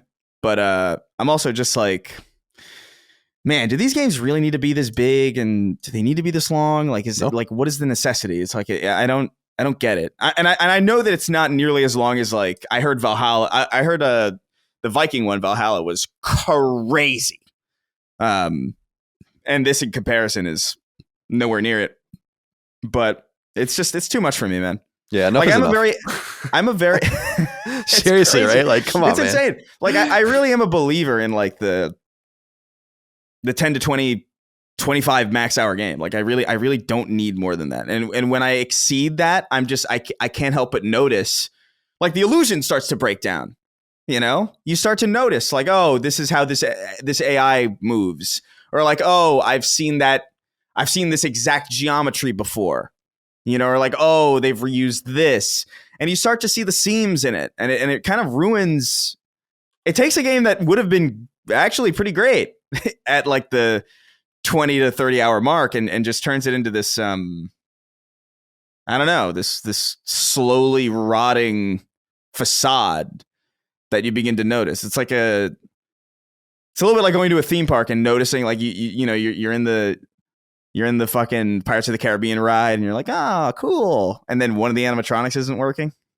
And you're like, yeah, right. That's interesting. And then and then there's a section where the lights are down because like something's wrong. Like, it begins, the longer you spend time in there looking at everything, the more you're going to notice like the shortcuts or just how things work. Like, it's just how games work. I'm not like saying that like, oh, you need AI to be like, revolutionary every time. It's like, no, I get that like AIs have behaviors that like you learn over time. It's just like the longer that goes on, the less novel it becomes. And Assassin's Creed doesn't necessarily have the most dynamic artificial intelligence. It's not even like Combat Evolved or anything, where like it's very standard AI. So like there's really not a lot of tricks that they have to really pull on you. So I don't know. I'm probably gonna focus on Atomfall and Prince of Persia going forward. I'll be done with Marathon like by tonight. Like it's a quick boomer shooter kind of game. So it would be cool if they re-released those old Mac Marathon games on PlayStation. Did something to them. I doubt they ever will, but that would be. There's like a lot of old stuff that they could go back to. I'm surprised they're not more eager to do so. Yeah, I'm playing. So I'm playing Marathon 2 on my Series X because like that's it's like backwards compatible. I think it came to the Xbox Live Arcade or something at some point. Oh, and okay. I clearly own it. So I was like, I was looking back. I was like, I wonder if I could play Marathon. Like, I know I own one of them on PC, but I didn't want to sit at my desk. And then I saw that I had it on Xbox. I was like, oh shit, I forgot that they did this. So unfortunately, that I'm pretty sure you can't get that now. I'm pretty sure like the backwards compatibility stuff now is like you have to have owned it already or like bought it in order to access it. I could be wrong, but I'm pretty sure they made like a distinct like cut to that Gotcha. At a certain point. But yeah, it's good. But it's an old, boomer shooter. Can I just say you use the term "what you see is what you get"? Do you guys remember when there was this move to? I mean, it was a term from the 80s, really, but WYSIWYG. What you see is what you get. Oh my God! And it was the whole thing of like, I've never heard it phonetically pronounced. Yeah, it was like, it was the idea of like, if you edit a website, you're editing the way the website looks, and then what you see is what you get, as opposed to doing it in like like you would use DOS or later on, obviously FTP and all these kinds of things. And so, yeah, I remember for like a while, people were like trying to make that, and that was the thing. I think like that the idea of WYSIWYG. What you see is what you get. It sounds genuinely psychotic to say. Yeah, it is. It is. I'm sure some old people out there will remember. Yeah. Like me. All right. There's probably a whole, I went and looked up the definition. There's there's like a whole Wikipedia page dedicated to it. Jesus Christ. Yeah. One thing I'll say before we go on. Do some parting, go into the news is that like, I do highly recommend anybody who's interested in, or is anybody who's like looking forward to Marathon or whatever, look up some of this lore, man, because it's so not, a lot of it is so 90s. It's awesome. Like the main character is like in the character you play as in like the main trilogy, like the old one is like, they're called like battle roids, which is so sick. They're just reanimated corpses that just like fight. And it's just like, this is sick. Battle roids is so 90s. It's insane. That is, I'm writing it down. I still don't have a title for this yet, so I'm thinking about using it. Okay. All right. Are we satisfied? Yeah. With gameplay discussion? Dustin, you took all the notes, so all the names are in there? I'll just go back to the document when I'm writing the timestamps. Fair enough. All right, let's get into the news. There are 3 pieces of news this week. One of them just broke while we were recording, and Dustin put this in here, and I have not had a chance to really look at it myself yet, but it's confirmation of news we just talked about last week. So people remember that I reported on this report from the reliable French website Deal Labs, which has some sort of insight into early publishing of MSRPs and things that are going up on PSN. So some connection to Sony that's nebulous, but very reliable. And they said that some mysterious like item number had appeared for a Last of Us physical product that would cost $110. And I had said at the time, I'm like, that sounds like the 2 games released as one and next to the HBO series. And it turns out that was the case. This comes from Neil Druckmann himself, who is the lead of Naughty Dog over on PlayStation Blog. He writes, quote, "Here at Naughty Dog, we have some exciting news to share with The Last of Us fans. Whether you've been with us since its debut in 2013 or just wanting to jump into the new games or into the games now, we wanted to create, we wanted to celebrate our studio, the series, and you, the fans, by making it easier than ever to experience this story. We're proud to introduce The Last of Us Complete." There's a new trailer for it. Available today on the PS5 console, The Last of Us Complete allows players to experience both The Last of Us Part 1 and The Last of Us Part 2 remastered in one package. The Last of Us Complete makes it easier than ever to experience the full story on PS5, whether you played both entries, just one, or have yet to immerse yourself in the world of Joel, Ellie, Abby, and all of our characters. The Last of Us Complete digital download is available now, but we've also created a special physical version. The Last of Us Complete Collector's Edition is now available for pre-order exclusively at direct.playstation.com, so PlayStation Direct, and will be available on July 10th. The Last of Us Complete's physical release is housed in a beautiful collector's box featuring new artwork capturing the humanity at the heart of the story through a beautiful, intricate design. I actually really do like the box art. Included is a steelbook case with this artwork, which stores physical discs with new minimal designs for both The Last of Us Part 1 and Part 2 remastered. So, yeah, I don't know. You guys have anything you want to say about this? So here's this is a complete aside in some sense, but this is the name of this kind of bothers me a little bit, because if there is a Last of Us Part 3,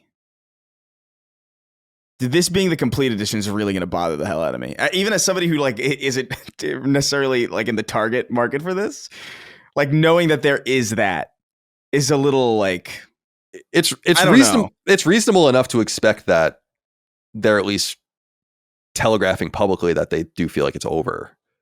You know, I mean, I think you can read into that. Guess. I don't, which is a little bit of a bummer. But no, I agree with you. They'll go back and change. This will not even be the last time they release these games. So, yeah, the complete edition, the complete edition director's cut. Yeah. Oh my god, I can't help but find it a little funny in this write-up from Neil where he says, "We wanted to celebrate our studio, the series, and you, the fans, by providing you $100 repackage of our game with 4 art cards." Like, nice celebration. Big. I mean, sure. It's what I said last week, that this is from corporate Sony perspective. We have big new show coming out. Give them a product to buy. And here it is. And for some people that are getting into The Last of Us for the first time, $99 on PSN or $110 for this physical version from PlayStation Direct. It's not really that bad. It's kind of, you get everything you need in that one package.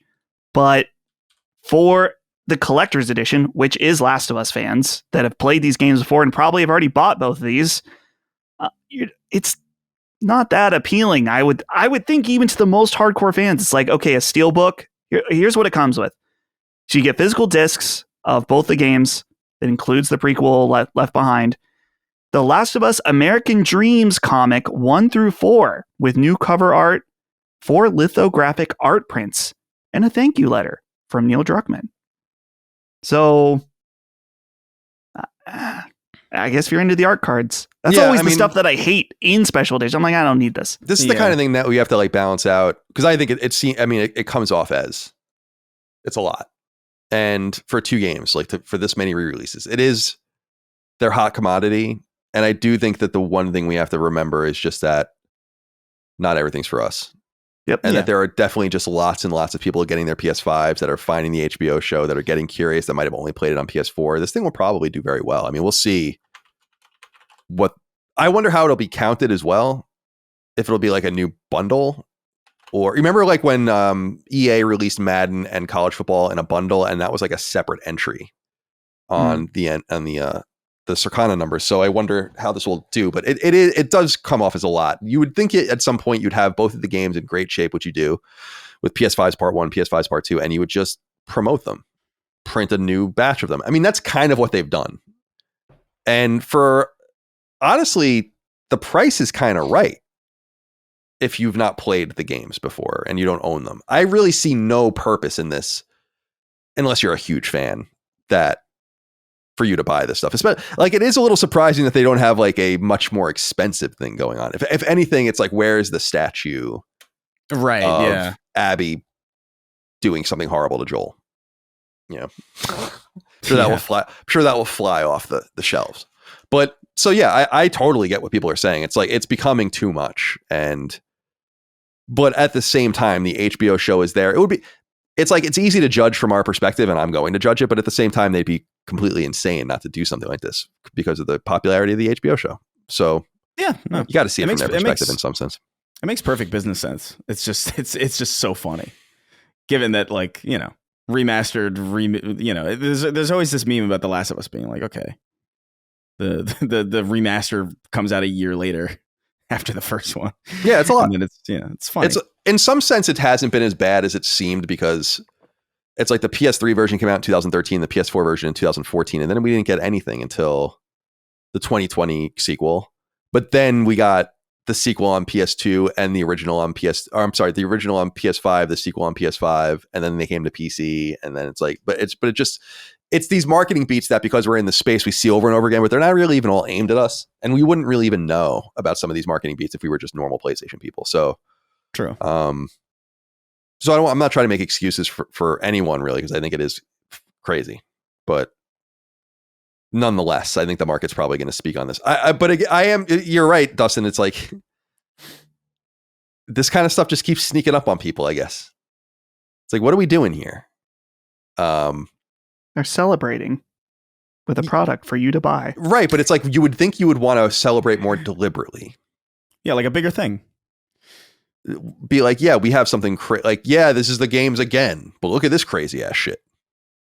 Just that kind of thing, I think would be cool, because you could even get me with some of that stuff if it was cool enough. Whatever, some sort of crazy statue or figure, or I don't know, just a statue of Pedro Pascal, just by himself.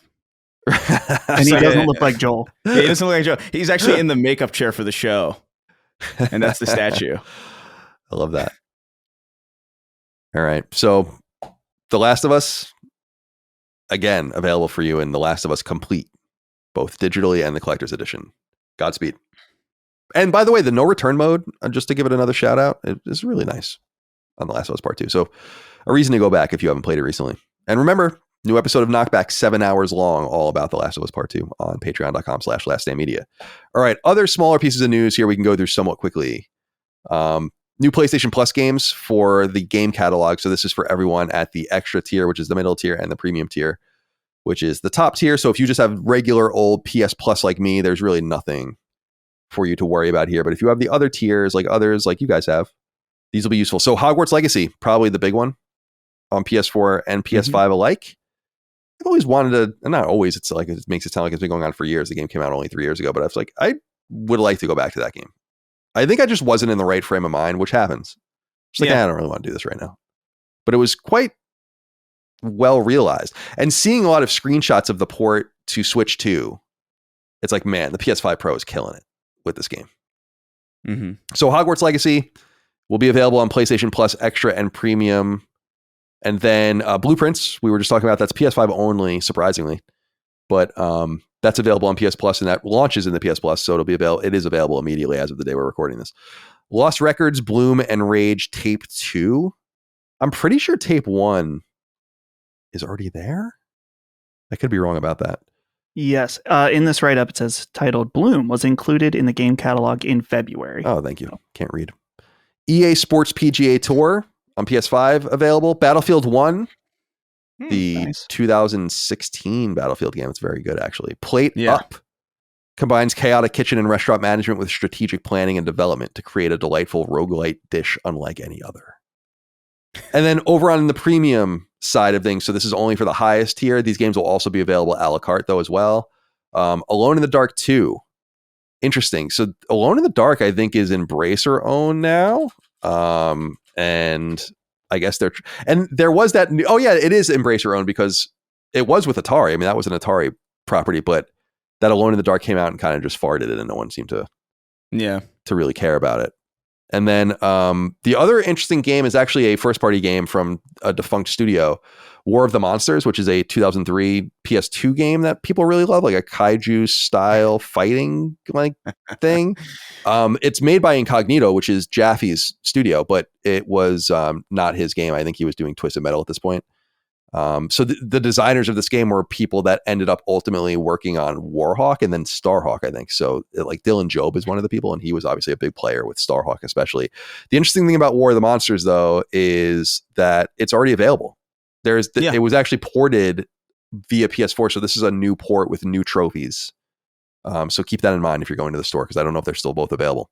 Anything here for you guys? Chris, it looked like you were happy to see War of the Monsters. I didn't know you were a fan of that game. Oh, dude, I love War of the Monsters, but I own it though. Like, so it really isn't for me, but I love to see it getting a little bit of a spotlight. Yeah, dude, like War of the Monsters kicks ass. I remember I have very distinct memories of going over to my friend's apartment in Hastings when I was like a kid, and like playing this in his room was so comedically small. It was like, it literally was just the bed and like maybe like a half of a foot to the wall. They had him in a closet. It was like Harry Potter shit. But like we were just sitting on his bed and play War of the Monsters all the time. And I remember War of the Monsters distinctly because it was the first game that it was that and oh my God, Raziel, Legacy of Kain. Legacy of Kain, where like you could impale people.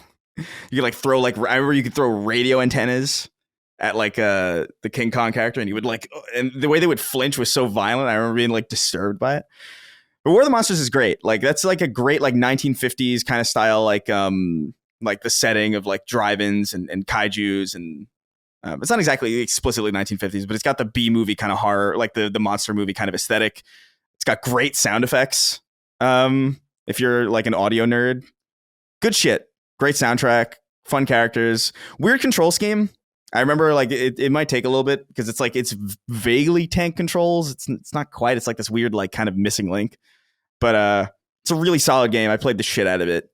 But I own it, so it's not really a make or break for me. Battlefield 1, fantastic. I'm actually really curious.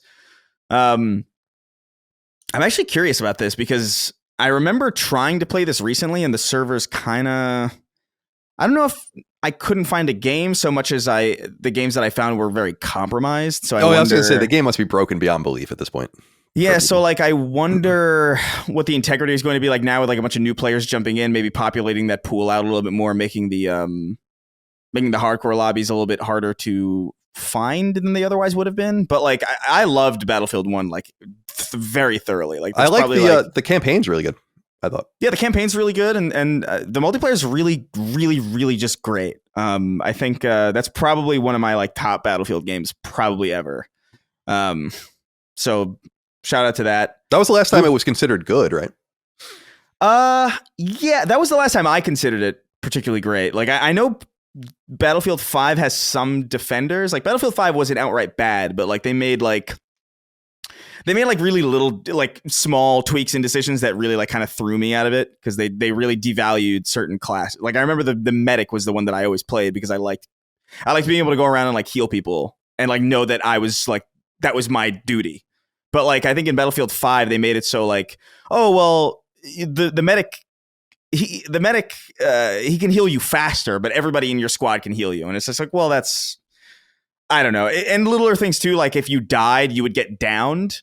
And so usually in Battlefield, when you die, you'll just kind of, you might get downed a little bit, but like you'll die immediately. And then you'll get sent to the menu to kind of like choose your loadout for the next time you're going to drop in or deploy.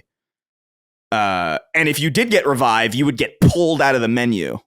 And you'd be back in the fight, which is really great. Like a really fun kind of meta disorientation kind of thing. Like it plays into it. It's like, oh, this is, oh, whoa. But in Battlefield 5, like you just kind of had to sit there and like slowly bleed out and die. I remember like really, and you just have to hear your character go like, oh, oh, and you're just like looking around and shooting and you're like, this sucks. I want to just, I'm dead. I'm down. Let me go pick my, it was just like a weird, but it's like a lot of little things. I think Battlefield 5 was generally like fine, but Battlefield 2040, whatever, that was a disaster. At least at launch. I've heard it's improved, but like it's, you know, first impressions are everything. So yeah, Battlefield 1's great. Looking forward to that next Battlefield game as well. But as far as like the stuff on the list here, Blueprints I'm really curious about. I've heard nothing but great things about it, so I'm probably going to check that out. And Hogwarts Legacy I'm definitely going to nab because I have that on the Epic Games Store. And I've been wanting to play it, but I don't really want to play on my PC anymore. Like unless it's like Repo or something, or like that kind of a game. Like that's kind of what my PC is now.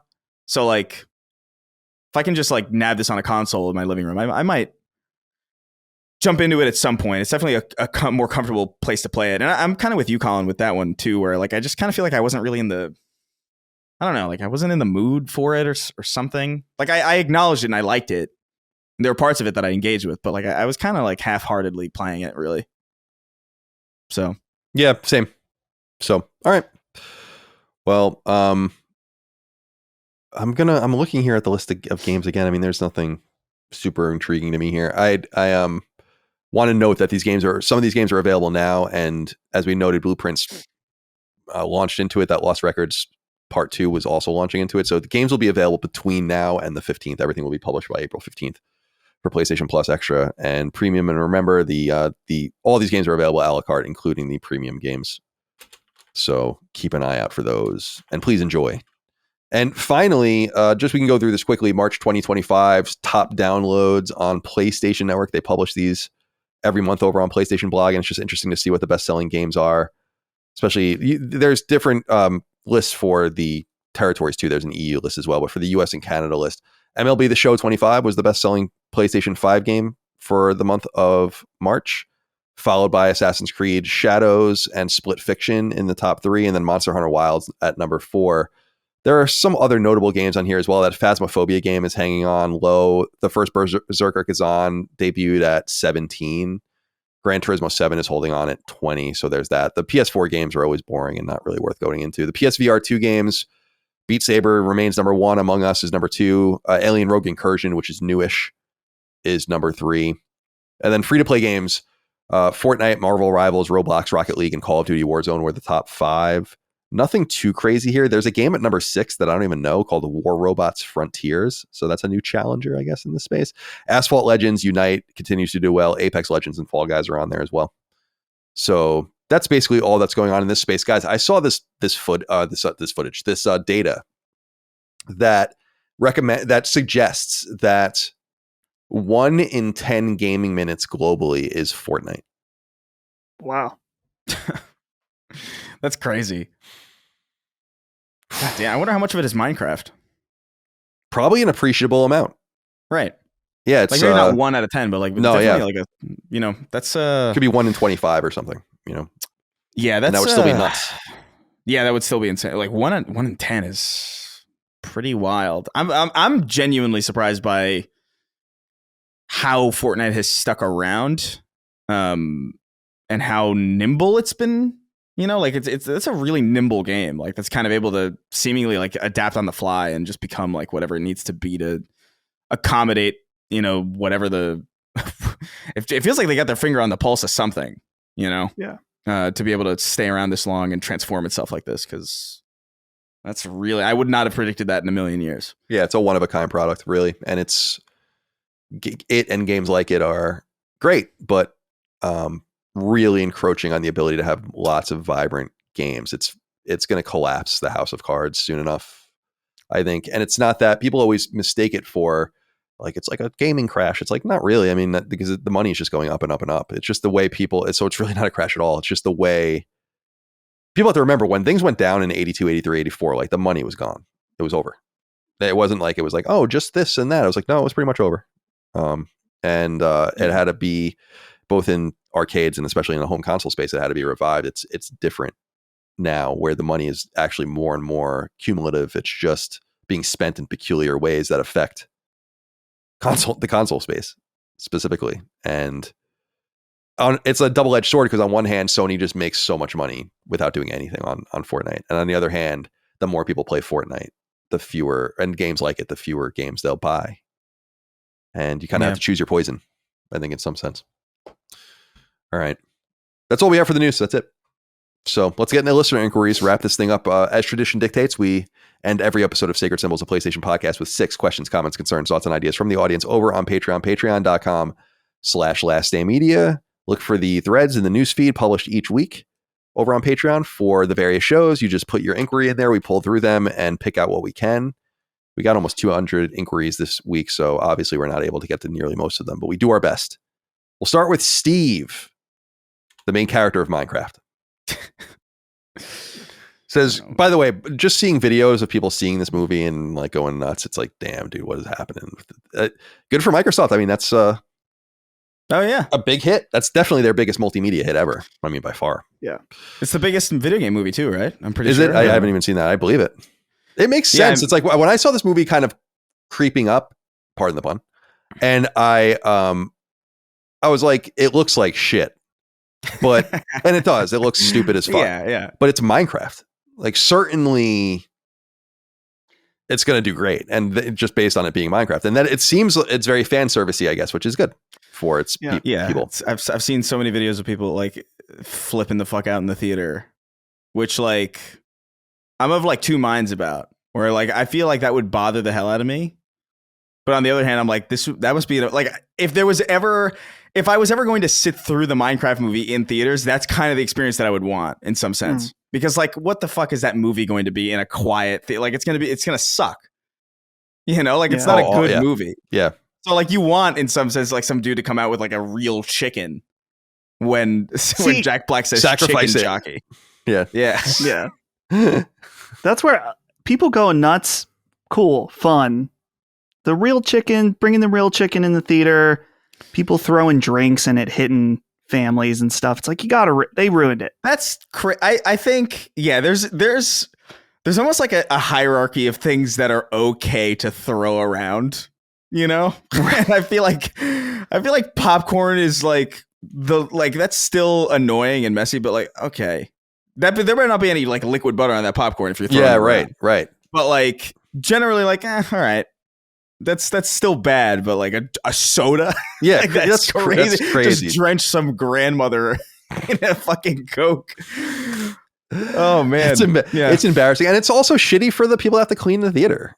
Yeah. It's like, geez, man. Yeah, they definitely don't get paid enough to deal with that. I see this whole genre of video pop up on Twitter every once in a while of people that clean theaters and the things they find, and they show them, you know, like in TikTok style videos, like doing it, and they use like fucking blowers, like leaf blowers, to get like shit. And I'm like, dude, this is gross. Like I don't think I leave anything behind at all. Like not even a piece of popcorn or whatever. It's like, why can't people just be normal? What is wrong with everybody?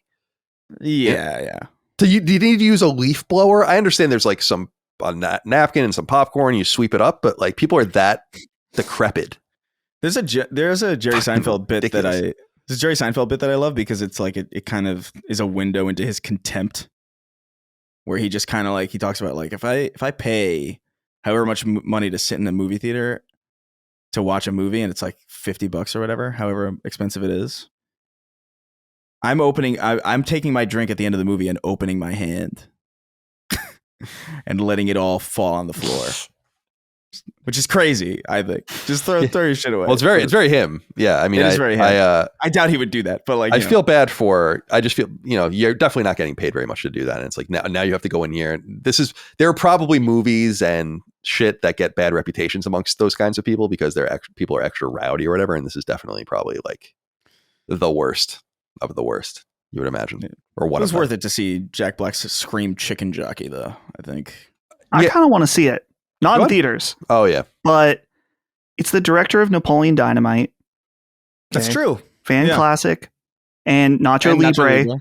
And I was thinking, I'm like, man, I got to have a soft spot for like nostalgic Jack Black being Jack Black, saying things in a weird way and singing stupid little songs. School of Rock, Jack Black. Yeah. I'm like, this, you know, maybe at home, I'll invite the boys over, get a few 6-packs. I feel like it might be a good time. It could be fun. Like, yeah, I heard just seeing like some of the clips that I've seen from it is just like, it's making me curious because like Jennifer Coolidge is in this. What? Like it seems like it would be an experience. I don't know. Whatever. I feel like it's going to be like a Cat in the Hat kind of movie where it's just like, do you guys remember the Cat in the Hat movie with Mike Myers? Yeah. Oh, yeah. Let me tell you something. I do, unfortunately. I love that movie. Not because it's particularly good, but it's just like, it is a bewildering movie to watch from start to finish. And it is entertaining because of that. And I feel like this might be something along those lines where it's like, this is not in anybody's like top 10 movies of all time. But like, it's probably going to be this generation's Cat in the Hat in that sense, where it's like, this is a very watchable mess. Yeah. That I don't mind necessarily seeing.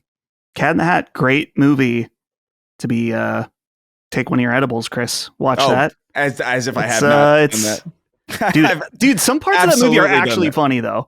Like there's the part where he's doing the like the daytime commercial or whatever, and he's and you're ugly just like your mom. Dude, that movie's genuinely like, so I laugh at that movie authentically. It's not good, but it's funny. Steve, we only got through your first name. Yeah, sorry. Thank you for writing in. Thank you for writing in. Greetings, Sacred Crew. With The Last of Us Season 2 on the horizon, I couldn't help but think about the portrayal of people in post-apocalyptic media and how unrealistic they tend to be. The portrayal of people often deviates from real-world human behavior, with common tropes including the sudden disappearance of smart people, the immediate descent into savagery, and unrealistic resource scarcity. The trope of everyone immediately becoming violent and self-serving is another common yet unrealistic portrayal. While survival might be the primary focus, human nature is complex, and altruism and cooperation would likely still exist, at least initially. People would be more likely to form alliances and work together to survive. What say you, Sacred Boys? It's funny that you're bringing this up, Steve, in regard to The Last of Us, because having just played The Last of Us Part 2 again, I think that game actually shows 3 different, if not now, actually 4 different groups of people that live along the spectrum you're describing. And I won't spoil it, but it's like one group is very humanistic. One group is a little less so. One group is a little less so. And then by the time you get to the Rattlers, it's like they have no humanity left at all, you know? And while the Seraphites had some humanity, obviously, and I think the Wolves had quite a lot of humanity, and I think Jackson had obviously a lot of humanity. So I think you already see that. I brought the show up recently on Constellation, and it's a show I bring up every once in a while because I love it, and it's very short, so you can watch it quickly if you want. Is a show that actually does this very well is Jericho, which is the show about the end of the United States after a nuclear attack. And it's very soap opera-y and weird, but it's cool because it's about how people actually do have an inclination towards helping each other, especially when you don't really know what's going on. But then you meet groups of people and this is what The Last of Us is all about. You meet different groups of people that all think they're right and are all doing it for their own people. And I think that things would decay rather fast. I don't think it would turn into sheer chaos immediately or anything, but I would imagine that there would be like warlords and strongmen and things like that. Yeah, like I think that it would get kind of nuts, because I think that while I believe most people are good, I think that like we are overwhelmed by evil people sometimes, and there's just people that cults of personality and have great charisma and do all these kinds of things. And imagine I don't know. The thing that bothers me more about and I've said this in the past, and I wonder what you guys think of this too, and I'll pass it off to you, is the thing that bothers me more about the way things are represented in post-apocalypse or like dystopias is the condition of things. In some sense, it's like I get places would be wildly overgrown. The Last of Us, I think, does this really well because it's been like almost 30 years by that point, I think, since everything went off. So it's like totally fucked up. But I had a problem with this in Fallout too. It's like, why is everything rusty? Why is everything dirty? Even in someone's house, it's like, yeah, I live in a house. I have this fucked up shit in here. Everything's fucked up. Like nothing was kept nice. Like nothing is like, it's like, yeah, everything's horrible. And that's kind of more of the thing that I don't like, and why I brought up many times why I loved that Walking Dead season or whatever, where you go to the town and it's totally normal. I was like, that's fucking dope. And I was saying on the Last of Us knockback with Dagan, I'm like, that's something I want to see if they do another Last of Us game. It's like a place where it's like totally pristine, where they like mow lawns and shit, and have like white picket fences. That really that's unsettling in that environment, and that's why that's cool. And so I get more upset about like the just consistent. Yeah, it's been 30 years since everything's gone off. We haven't. This table has just been sitting here, and for some reason, it's totally fucked up. And I'm like, well, why wouldn't you don't have anything nice? Like nothing. It seems too synchronous. Sure, yeah. So that's my bigger problem. Anyway, Chris, take it away. Oh no, yeah. I think that stuff is more like you kind of make a choice in that moment, right? Where you're like, do we want to sacrifice a little bit of believability for striking iconography? And I think that's like a reasonable kind of thing to do sometimes. Like I think certain things lend itself to that more than others. I think Fallout is one of those things where it's like Fallout is so inherently ungrounded anyway in like what it is. It's like this alternate past / future, like 1950s, like something like the microchip wasn't invented or some crazy shit. And there's like ghouls who lived like 200 years. I think for the sake of like the aesthetic, it's just like, yeah, it doesn't really make a lot of sense that this dude is like living in an apartment and like, there's a broken clock still on the table, but it kind of works for like, it's almost like a stage play. Sure. Yeah. And so that's kind of how I see Fallout more. Like, it's like, this is Broadway, but for The Last of Us, like that would, or something more grounded like that, like it would be very distracting.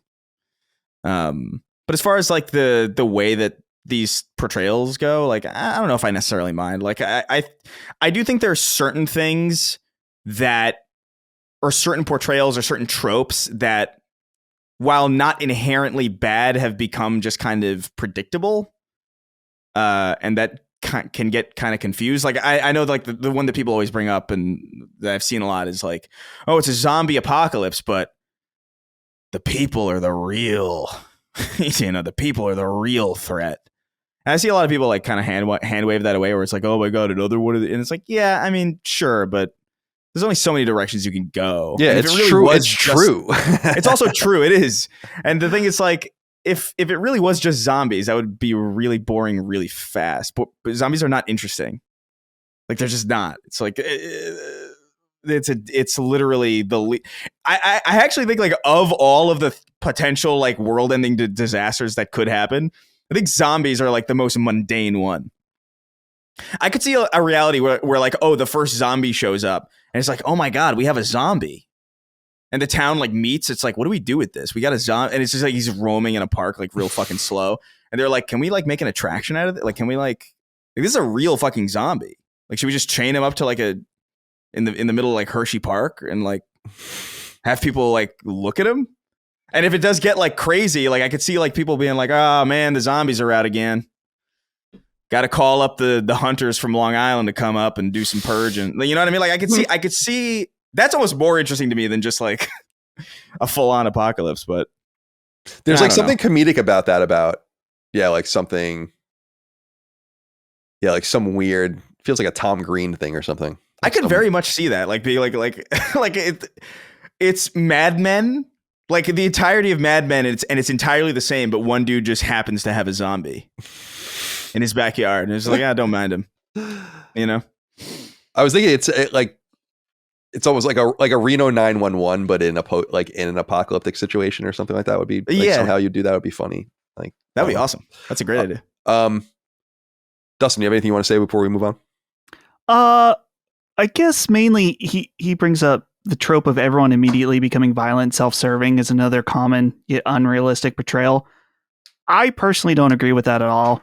And this is something that Colin and I have talked about and disagreed on before.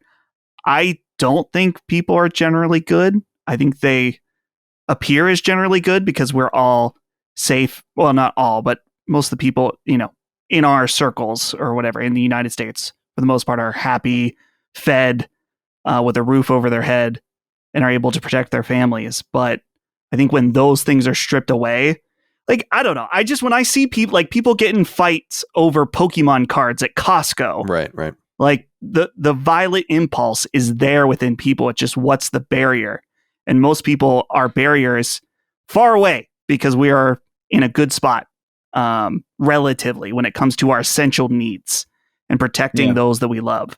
But when those things are gone, I think all bets are off. Yeah. I think most people are good, but I don't think that means they're not selfish. I think the thing that I think about all the time in regards to this is like the pandemic in the beginning, like when everybody was stealing all the toilet paper, regardless of whether or not they needed it. Right. It's just like that wasn't even like a fraction of how bad things would be in like a Last of Us scenario. So like immediately they were like, no, I need all the toilet paper. Oh no, totally. I would. I think that's true. Like, I think there would be I think it depends on where you are in the proximity. I wouldn't want to be in a city during one of these events just because of the volume of people mathematically increasing the likelihood of insanity. Right. As opposed to like country. That's what Jericho was all about. It was like a rural town. It's like, would they come together, and is there safety in numbers? And I don't know what would happen. All right. Daniel Callis wrote in, or Caius says, hey guys, during the pre-order stage of PS5 Pro and Anniversary Edition, you suggested that Sony really dropped the ball for dedicated fans. If I'm not mistaken, Colin or Chris suggested checking the status of one's PSN account to verify them before they could pre-order on the PS Store.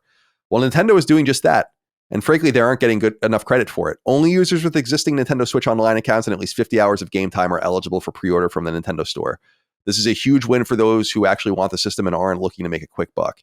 Could this be the start of fighting back against scalpers, and how could console manufacturers get retailers on board for such programs? As always, thanks for your insight. I don't think you can really control this from retailers, but I think when you're talking about direct sales from these companies, not only do I think they should be doing this, but I think they should be way more extreme than that. 50 hours. I play 50 hours every 2 weeks on PS5. Right, it's like people like me and people like us and people that listen to this show and are really in it. Like you should get access first. And they should want you to get access first. You are the people that spend all of the money, right? So it's not even one of those things where it's like, oh, it's dickheaded and elitist. It's like, no, it actually serves them a great deal. It's like our limited product is getting into the hands of people who spend the most time and money on our platforms. It actually makes sense for everyone to do that. You can't force Amazon and fucking Walmart to do that. And I don't think anyone's really asking them to, but I love seeing stuff like that. I did see that they're doing that. I think 50 hours is a comically low number. And I think you can even go way harder than that. And I think it would be totally reasonable, and you'd still have millions of people to choose from. So, I'm down with that. I think these kinds of restrictions are going to become increasingly vital. And when PlayStation 6 rolls around, 27, 28, whenever that does, I wouldn't be surprised if there's going to be limitations on it again like that, especially if we still have trade problems, especially if there's manufacturing issues and rarity and scarcity. I think it's really important that, and honestly, guys, I'm not even worried about like the scalping issue as much as I'm just worried about like the right people getting the console. And it's cool. You want everyone involved. You want enough to sell to whoever's interested, newcomers, old timers, whatever. But there's got to be an order of operations that benefits the people that were there. And I have no problem saying that. So I actually feel like I do agree that they should do this in general, but I actually feel like that them doing this for just the normal Nintendo Switch at the launch is like that makes less sense than them doing it than PlayStation doing it for that special anniversary console. Like the anniversary console is inherently only interesting if you are like a fan of PlayStation and have been for that amount of time. You know what I mean? Like it's crazy to me that Nintendo would have this barrier of entry just in general to get on, but then PlayStation doesn't for something that is so tailor-made for people who would only care about it if they had that history. It's very strange. Yeah. And so I do hope, I find it egregious that they didn't do it. What I'm saying is, like, I think it's egregious that they didn't do it for that console. I think it's a good idea for the Switch as well, but I don't think it's necessary. I wouldn't have been like, oh, how dare they open the pre-orders for the Switch to anybody. Like that wouldn't have even crossed my mind. Well, you know? Yeah, I have two things to say about that, which I think is interesting. It's like the first thing is, so like with the special edition PS5s,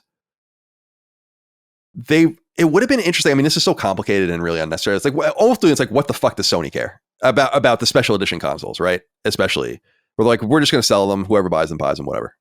But Sure. Really, if you were thoughtful about it, not only would you have made more of them, as we said they should have, but you could have some sort of algorithmic thing where it's like everyone enters a queue at a certain time. You like telegraph what time it is, and then it sorts you by a bunch of different metrics. And then you're either ingested into like the system to buy it or you're kicked out. And it's all based on how much you've engaged, not even trophies or anything, but maybe money you've spent, how old your PSN account is, how active you are. All these things I think matter a great deal. And what I love about Nintendo doing that and why I think it could be even more extreme is specifically because they couldn't and wouldn't do this to the retailers that are selling the console. So There's always going to be some casual way for people to go scalp and do. And first of all, casual people buying the system are newcomers, but also if you want to manipulate the system, just go do it at Amazon or whatever. But like guaranteeing a channel for your heavy users, we're like, dude, if you play Switch for 1,000 hours a year, which millions of people do, right? It's like you're getting your Switch. Like just come to and we'll have you set up. No problem. For everyone else, have at it. I love that kind of loyalty play personally. Yeah, it just might not be necessary. Is the only thing, you know. Yeah. Anything you want to say, Dustin, before we move on?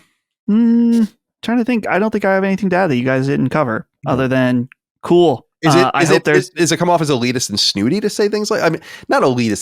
That's a misnomer. It's not the right word. It's because it doesn't matter. Does it come off as like holier than thou to say like, well, we were here first, and it's like, yeah, but that does matter because the brand wouldn't exist without the people that were here first.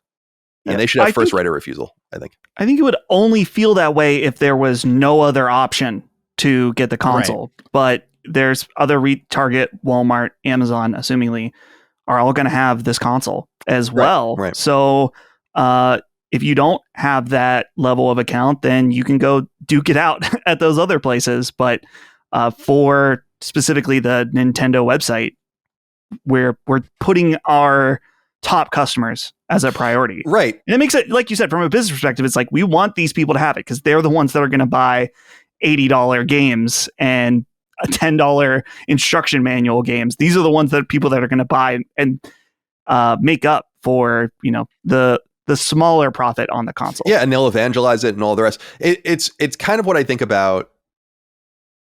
I know bands do this a lot where it's like early, you know, you're a VIP or whatever, you get early access to the tour dates, and it's a way to kind of make your people, it's a way to take care of your people, and it's too bad that it has to be like that. And so Sony could just do that without charging anyone by just removing the stress and the anxiety of the situation for their biggest users and just be like, you guys don't even worry about it. Or start juicing your fucking numbers. These are rookie numbers. You know, got to get these numbers up. So, all right. Kyle Todd wrote in and said, hey, CDC Colin, in your recent 7-hour Last of Us 2 knockback, you and Dagan discussed the game being overlong and shifting a section of the game into a third part. Are you, Chris, and Dustin ready for Intergalactic's length? And will it be too long? I imagine it could be 40 plus hours given how long Naughty Dog has worked on it, though the production per square inch will be nothing like we've ever seen before. Thanks for reading. I'd be shocked if it was 40 hours long, personally. But I also think that games should be as long as they demand, because you have to understand, and this is what I keep saying, is like 30 hours being too long for The Last of Us Part 2, which it kind of is. I mean, it's still the biggest problem with the game. It's too long. It doesn't need to be so long. The whole Santa Barbara section of the game could be its own thing and really could have been the beginning of a third game, in my opinion, in some sense. So that doesn't necessarily mean no game can go past that boundary. So really, we have to just know. You could come in and say Intergalactic is 60 hours long, and that's going to sound really long to me, but maybe that's what it is, and maybe that's what it needs to be. So it's not that I want these arbitrary lengths. It's that it has to fit the type of game that we're doing. And so like, there's nothing nicer than a meaty 50-hour role-playing game. I don't want my JRPGs to be over in 10 hours, but I certainly want my Resident Evil games over in like 12. That would be nice. Yeah. And I want my Breakout sessions to last a few days. Nothing more than that. It's like, so let's not get caught up in this, like worrying about we don't know anything about Intergalactic. Yeah. Are you guys worried preemptively about the length, considering how The Last of Us Part 2 and I think Uncharted 4 actually both a little long? I wonder if we should expect kind of of course it's the next game from Naughty Dog. It's going to have some kind of evolution from their previous games, but with I think it was actually in Gene's interview with Neil Druckmann, they talked about how he was inspired by some different aspects of Elden Ring. Mm-hmm. I'm not saying the Intergalactic is going to be a Souls-like or anything like that, but we've already seen them from Uncharted 4 into Last of Us Part 2 really expand their open world design, or their smaller open world design within those linear games. And so I could see a situation where this game takes that much further, and maybe if you just play the main story, 30 hours. But depending on how expanded this open world is, maybe if you do everything, it's 80 hours or something. So I feel like that's the direction it's going, but a main story being plus 40, I'm doubtful of that. Chris, you have anything you want to add? I don't know. My main hope is that, because I feel like we've heard not only from people who were previously at PlayStation, but just like the idea kind of in the air that like the amount of time, like the length of these games and the amount of work that goes into them is kind of unsustainable. So I hope in some way that maybe has influenced this a little bit, and maybe like, all right, listen, we're not going to have like a 70-hour open world, collectathon fest, but we're not gonna shorten the expectation a little bit, but it's gonna be dense and it's gonna be really good, and you're gonna want to replay it. That's always been my argument for this stuff. It's like, a game that's like 10 hours isn't long enough. It's like, it is if it's mega replayable. Like I remember when I finished Dead Space remake, and I was like, oh, I'm down for another one. I want to do this again immediately. Definitely. And that's the feeling that I think I actually talking about it out loud. I think that's what I miss most about video games today, that I used to feel a lot more than I don't feel now, is that like when I'm done with a game, I don't really have an itch to replay it, because they are so long and they do take so much of your time. And not to say that they weren't great, like Red Dead Redemption 2, that was great. I love it. It's probably one of my favorite games ever. But like when I was done with that game, I didn't want to touch it for a long ass time. And I was glad to be done with it. And that's like a kind of like a somber feeling, to be glad to be done with something. Because it kind of means in some sense that like it's not exactly, something's not quite right. Yeah, you're completing it for completion's sake. I mean, we've all been there in some sense. Yeah, so I hope it's more. I mean, I like a meaty Naughty Dog game. I think like 20 to 25 hours is probably like a sweet spot, I think. And even that's kind of like long, but like that's long to a degree that I could wrap my head around a game being interesting for that long. But like the second it pushes past 30, I'm like, I don't know, man. And obviously it's all context based. RPGs should be longer. We all know this, but yeah. Shoujo wrote in, said hello. My family actually said hello, because there's an exclamation point after it. No, it is. My family recently had a close call with a tornado in our town, and we luckily made it out okay. Our kids slept through the whole thing in our basement. It got me thinking, what are some memorable weather-themed events or levels in video games? Things that come to mind are the electrical storms in Mad Max and Pacific Drive, cloud lightning dodging, and Final Fantasy X. That's like the worst trophy apparently in that game. typhoons and tornadoes during a battlefield conquest match, or really any slippery winter level in a platformer. Cheers. Two things come to mind for me. I thought one was somewhat obvious, one much less obvious. Since we're talking about The Last of Us, I do love that scene late in the game where you're in the snowstorm and you don't really know where you're going. You're just kind of moving through. There are characters attacking you in this like these blizzard conditions, and the game does such a nice job of guiding you through, even though you're ostensibly lost in this space. Naughty Dog does that so well during chases and stuff, like very subtle camera clues and the way things spin and your perspective kind of just showing you where you need to go, but it's very organic. So I think about that. And then a funny one to me is Mega Man 4 Toadman stage is the introduction of true weather in a Mega Man game. And there's rain and wind, and you have to use it to, like, it'll stop you from jumping far or make you jump really far. And it was the first time you could really, that was like part of the stage's mechanics, which was pretty cool. So that's what came to mind for me. So something old, something new. Dustin, anything come to mind for you? Well, first of all, with Shoujo's write-in, he says, my family recently had a close call. We made it out. Our kids slept through the whole thing in the basement. I'm like, did you leave the kids there? You made it out. The kids are like, they're asleep. It's fine. So kids means like out of the woods. Yeah, I know. Yeah. But I like to think that he left his kids in the basement during a tornado. I'd like to think that as well. Yeah. He's like, don't worry. Kids are durable. Yeah, they're fine. Who cares if 45,000 pounds of drywall falls on them while they're sleeping? Yeah.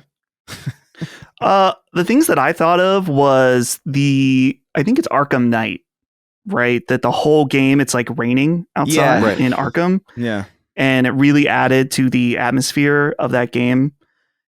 We just talked about Red Dead. And as much as people don't like the snowy intro, I really like how it sets the tone and how oppressive the snow feels.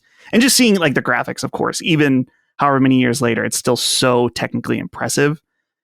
And then a low-key one, Chris, I'm curious what you'll think about this. I thought of, when I read this question, the level 343 Guilty Spark. The OG Halo is like a dark, rainy level. And it's not anything technically impressive, but it's very ominous for what's happening in the game. Yeah, it's a good vibe.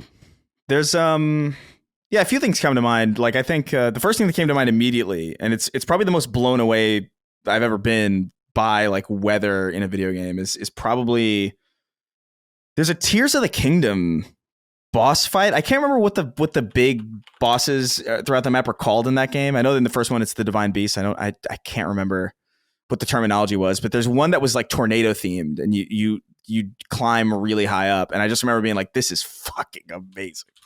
Like, it was like genuinely one of those like wondrous kind of, I don't know. I just remember being like, I don't remember the specifics of it. I just remember the feeling of being like, wow, dude. Colgera? Like, is that the? Maybe. Like, there's everything in that game has a weird name. So like, I don't know. It was like, I remember you were climbing up really high, and I think there were boats kind of in the sky. I don't remember exactly the specifics, but I just remember feeling like, wow, this is really incredible, and I'm really just in love with everything about this. But that's one. Dustin brought up Halo. I think of ODST specifically with the rainy kind of nighttime future city setting, and the film noir kind of jazz playing. Like, I think that's great shit. And I mean, we mentioned War of the Monsters in this episode already. There's a level in War of the Monsters that takes place in I think it's like a fictionalized kind of Japan, or like a fictionalized Tokyo, and you're kind of like a classic kaiju fight in Tokyo. And what I loved about War of the Monsters is that there were always these secrets in the level that you could use to like completely change the way you could like trigger like a weather event, or like trigger like a thing that would like alter the way the map is. And in that level specifically, it's a little insensitive, but there's a UFO in the distance. And if you take any object in the game, like you take a car off the road, or if you rip a radio antenna off the top of a building and you throw it at the UFO lifts, and it lifts the ocean. And there's a tsunami that basically comes and destroys cool. a shit ton of the level. Like, all the levels have something like that. But that stuck out to me because I remember like it was always a race to like get to the UFO and like make sure that nobody could climb to a high enough point that they'd be safe. And it's some good shit. I'm sure there's other things that come to mind, but like the Tears of the Kingdom one is definitely like stand out to me. It's just like I just remember being so. That was the first time in that game that I was like in any Zelda game that I was like impressed beyond what I expected. I was like, damn, this is next level good. I guess since we're a PlayStation podcast, I'd be loath not to mention a literal answer to, which is Heavy Rain, which is very much focused on its weather as well. All right. Shout out David Cage, you crazy son of a bitch. Leatherneck Jedi wrote in and said, Han Brolo, Brodo Baggins, and Bron Weasley. There's a hill I want to die on, and that hill is that nearly all video game journalists and podcasters know absolutely nothing about economics or finance. LSM excluded, of course. For some time now, I've listened to seemingly everyone talk about how video games are a luxury hobby and that video games and consoles are getting prohibitively expensive. This is usually in conjunction with a diametrically opposed point that video games are, by time comparison, cheaper than they've ever been, while also being more expensive to make than they've ever been. Of course, the most recent example of this is in the conversation around the $450 and $500 Switch 2 and its $70 and $80 games and how expensive it all is, especially in these financially trying times. While what is viewed as expensive and what someone can afford is subjective, things like inflation, time value of money, and cost relative to other goods and services are not. Video games are hands down the cheapest hobby an adult can have, and I would argue that if you can't afford video games as an adult, then you can't afford pretty much any hobby. Video games, at least in America, are anything but a luxury. And this diatribe to the clouds, after this diatribe to the clouds, my actual question is, why do you think that there seems to be an overwhelming sentiment with video game enthusiasts that video games are expensive despite all the data and facts to the contrary? Also, how does the video game industry continue to thrive if everyone thinks it's so expensive? Now that I'm out of breath, I'll hang up and listen. How do you think I feel? I just had to read it all aloud. Thank you for writing in. I don't know that I put it exactly the way you put it, but you're right in the main that people listen. It's just that people don't want to hear it. It's just all it is, in my opinion. They just don't want to hear it. There's just certain things, in my opinion, you can't say, popular, unpopular, whatever. There's no doubt that you're talking about subjectivity versus objectivity, and there's no doubt that objectively video games are like incredibly cheap, actually. Video game consoles are cheap, relative. Gaming is cheap, relative. And we've talked about this a great deal. And so I think the best way to understand this phenomenon is to simply understand that, yeah, there is a subjectivity to the value, but also that I just think people don't want to hear it. For some reason, it's just not a productive course of inquiry for people. And the economics don't matter. I don't know why. Like, I don't know what people don't understand about a lot of this stuff or refuse to understand or simply don't want to see it. And I get the argument that the economy is not in great shape. Cost of living is out of control. People's wages haven't kept up with other things. It's like all of these things can be true. Remember we said this last week or 2 weeks ago when we were talking about the Switch. It's like actually all of it could be true. Right. Yeah. But there's no, and I think it is true. The minimum wage, although only 2% of American workers make the minimum wage is $7.25, which is fucking crazy. Yeah. Like that was what I was making when I was working back in 2012. Dude, when I was a landscaper at Northeastern as a freshman in college in 2002, I was making $10 an hour. Yeah. Like I was 17 actually at the start. That's crazy. You know, actually. And yeah, it is. It was great. It was great pay. Yeah. And so I just look at that and I'm like, yeah, and again, the minimum wage is whatever. Cause again, very few people work for the minimum wage, but it's a symbol of poverty. And I would just argue that gaming has never been for people that really live hand to mouth in some way because they have other things to worry about. And that makes sense. Their own survival, the survival of their family, the bills that are essential to their lives, car payments, insurance, whatever. I get that. I mean, that makes perfect sense to me. But I would say and this is another objective thing, is that I would objectively say comparable to what people were making in the 80s or 90s and how much things did cost then, comparable to what people on average make today, is that things are actually a little more accessible to what you might call the economic underclass than they've probably ever been. Think about going into an arcade in 1981 and you play, I don't know, Pac-Man, or 82, Miss Pac-Man. And it's 25 cents a go. That's a lot of fucking money actually back then.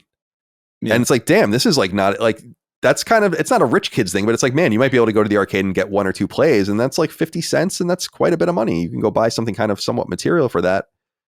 And these days, I think inflation has distorted things to such a degree that we just forget about those things. And so because of the larger sums of money, we forget to like renew our understanding of the monetary baseline. And the baseline is that these games cost like hundreds of millions of dollars to make. And the money's got to be made somewhere. So I know I'm going on and on, but I just think I wanted to bring this up because I think we talk about this subject sometimes, but we don't talk about it from the perspective of like, sometimes there's just things people don't want to hear. And I get it. It's like, you know, like I get it. It doesn't help. It's not helpful. It's not a helpful observation. Anything you guys want to add? Yeah. I think, it's like you said, Colin, I don't agree fully with how Leatherneck Jedi laid this out, but I think I agree in general that video games aren't necessarily expensive. In fact, you know, getting a PS4 or an older console, used games, there's ways to get into gaming that don't have to be brand new console, brand new games. And I feel like for as long as I've been a gamer, getting a new console at launch is certainly expensive and a luxury. And so what's interesting about the Switch thing is that there's some people with the way they're reacting that's like being able to afford a Switch 2 at launch should be a human right in some ways. It's and pretty I'm like, crazy. I don't know. When I was a kid, I never got consoles at launch ever. Yeah. Because it just was like, no, that's too expensive. And maybe someday when you have your own money, you can do that. But we're not doing that. And it's like, you know, that's fine. I think too, another point of thing about video games being quote unquote cheap is that I think in some ways, I'm sure a lot of developers are looking at this and they're like, man, Epic is making a character skin that, you know, I'm not saying it took them no time, but relative to an entire game's development, no time. And they're charging $20 or more in certain situations. People have no problem spending that. So why shouldn't they be willing to spend money on a high quality entire new game? Yeah. You know, if you look at spending and it's like, don't get me wrong. In-game skins are fun. They can be and appealing to certain people. When they release One Piece on Fortnite, I'm going to go buy them. Even though I know the relative value of those is so incredibly low compared to what you can get in terms of the gaming marketplace, so to say. But I think that when they look at that, they're like, yeah, it's really not that unfair. And of course, we've talked about the inflation stuff. And I think the inflation thing, that's the number one thing people do not want to hear. But it's true. It's just simply the reality. Yeah. It's maybe complex, but not so complex in some sense. Because I just think people are bombarded with like the realities of life and they want these escapes, and that makes sense to me. But it's like you said, as a kid, I started getting consoles when they launched, when I could afford to buy them myself. And I would I would like save up money and spend all my money on that shit, you know. And yeah, like I said, my PS2, when I got the PS2 launch, was my Christmas present and my birthday present for that year, like from my parents. Like that was everything in that one console. And like that was the kind of capital I had to spend with my parents. Like, yeah, I want this, and you get nothing else. And I just never had expectations that things didn't cost me something when I was a child. So why would I feel that way as an adult? That's the thing that's most confusing to me, is like the inability to kind of comprehend as an adult the value of things. And this is what he was saying in there about like, just things are financially valuable, or things are financially trying right now. But, you know, I don't know that you can't afford to have any hobby if you can't afford video games, but I do think video games surprisingly is one, and this is what you were saying, is one of the most affordable hobbies when you really kind of consider it. It's more affordable than going out to the bar and doing that a few times. Do that a few times with your friends and you could have just bought a PS5. You know, not saying there's anything wrong with going to the bar. It's fun. Yeah. But be reasonable. Do you have anything you want to add, Chris? I don't know. I think maybe there's something to be said about maybe like the subscription services being in play, where it's like you didn't necessarily, it used to be the console the accessory and then a game, and now it's like the console and the accessory, and now like, oh, I need this to play online or whatever. So that is something to consider, that there's like a kind of a subscription fee tied to these things if you want to get the most value out of them. That didn't used to be the case. So I see that as something that plays into what people's perspective of video games are when they see like a monthly charge on something. It's like, damn, it's getting fucking expensive. I don't know. I just think a lot of it is tied to just psychology and not necessarily like people are insane or anything, but just like when you hear, like even I, as somebody who's like aware of all this stuff, like I see $80 on a base game at launch. I'm like, I understand the realities that make that not crazy, but that's in my mind, like that's a hop, skip, and a jump away from 100. And if you're even making me think about 100, you know what I mean? Like it kind of plays into that. And I think that's where a lot of people are. I don't think the price of the unit is particularly expensive at all. Like I think that's like consoles have always been expensive at launch, at least in my eyes. Like I think the first console I got at launch was the Switch. And it was literally just because I was finally in a position where I could do it. I didn't even necessarily want it that much. I was just like, oh, this is an opportunity to get something immediately. Sick. Right. I can do this now. But that wasn't always the case. You know, like I remember like I waited, I got my 360 like 2 years after it came out. You know, I was on PS2 until then, and it just is what it was, you know, like it was fine. And so I think, well, I understand that there are economic realities that make things expensive or perceptively expensive. I do think a lot of it is just tied to the fact that our understanding of numbers hasn't necessarily evolved with our understanding of money. And $100 still to me sounds like a shit ton of money from being a kid, even though now it's not a small chunk of change, but it's, you know, it's less so. So I don't know. All right. Let's go finally to Guy Kotaku. Said, hi, Colin. Lilymo specializes in releasing games that are modern but look and feel as if they were made from the NES or SNES era. You've acutely demonstrated that being found in the digital store has become mission impossible, just like my brilliant tweets are seen by no one, which obviously lowers sales as you cannot sell to people who cannot find your game. Can you elaborate why you decided not to use platforms like Kickstarter to fund your games in advance, which would fit with your track record of delivering on Patreon, as opposed to the bad examples we have seen from people who did not have experience with crowdfunding and just used it to monetize their names and failed on delivering a quality product? I just don't think we need that kind of pressure in our lives. I mean, I'm not opposed to doing something like that if that's something Barry wants to do in the future, but Kickstarter games are cool and they're still relevant and they still happen. There are a couple that I've supported in the last couple of years that I'm waiting on. And obviously this has been going on since like almost 15 years now. And there are a lot of early examples, Shovel Knight being one of them, of games that did really well on Kickstarter, and a lot of games that shouldn't have never been on Kickstarter, like Shenmue 3, and then a bunch of games that came to Kickstarter and no one cared about. That's right. And some games that just were never delivered on and all that. That's all true. Opening, I'm actually really curious how it all works because I'm really quite confused why the game... There's this interesting quirk to this that I don't think a lot of people consider, and I don't really quite understand. So when you publish your games on these different platforms, you get the list of codes that you share with people. I assume these list of codes, this is like just to give whoever you want, and I assume these list of codes are what they use to fulfill their Kickstarter backers, especially for smaller games. And then I wonder like what the platform holder gets out of it. Like that was always a weird part to me. They're like just basically giving you a shit ton of codes and just being like, yeah, just circumvent us. And if you're kickstarting your game, like you're basically circumventing your most hardcore audience is also like hurting the platform, which is pretty interesting. That's neither here nor there, but that's something I've thought about somewhat recently that I never considered before. It didn't make any sense to me. So I just don't think we need to do that. And I think that honestly, Sacred Symbols is a much bigger platform than like having a random Kickstarter. It could be one of the Kickstarters that blew up and became really notable or whatever, but I doubt that.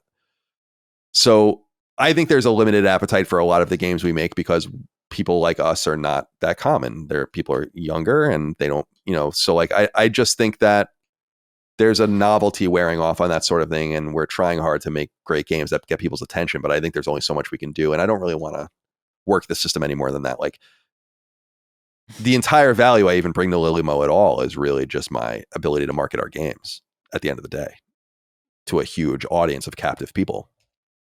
So why, like, it's what I always say, like, what is enough? So now I have Patreon and then I'm going to kickstart it too. Like, come on, man. You know, like, I'm not that, I know that's not what you're saying about me, but it's like, I'm not that like greedy. I'm not going to do that. Right. It's like, yeah, I'll kickstart it. I'll take your money up front. Then I'll use like my free marketing platform, sell a bunch more copies and stuff. It's like, I'm not that calculating, I guess.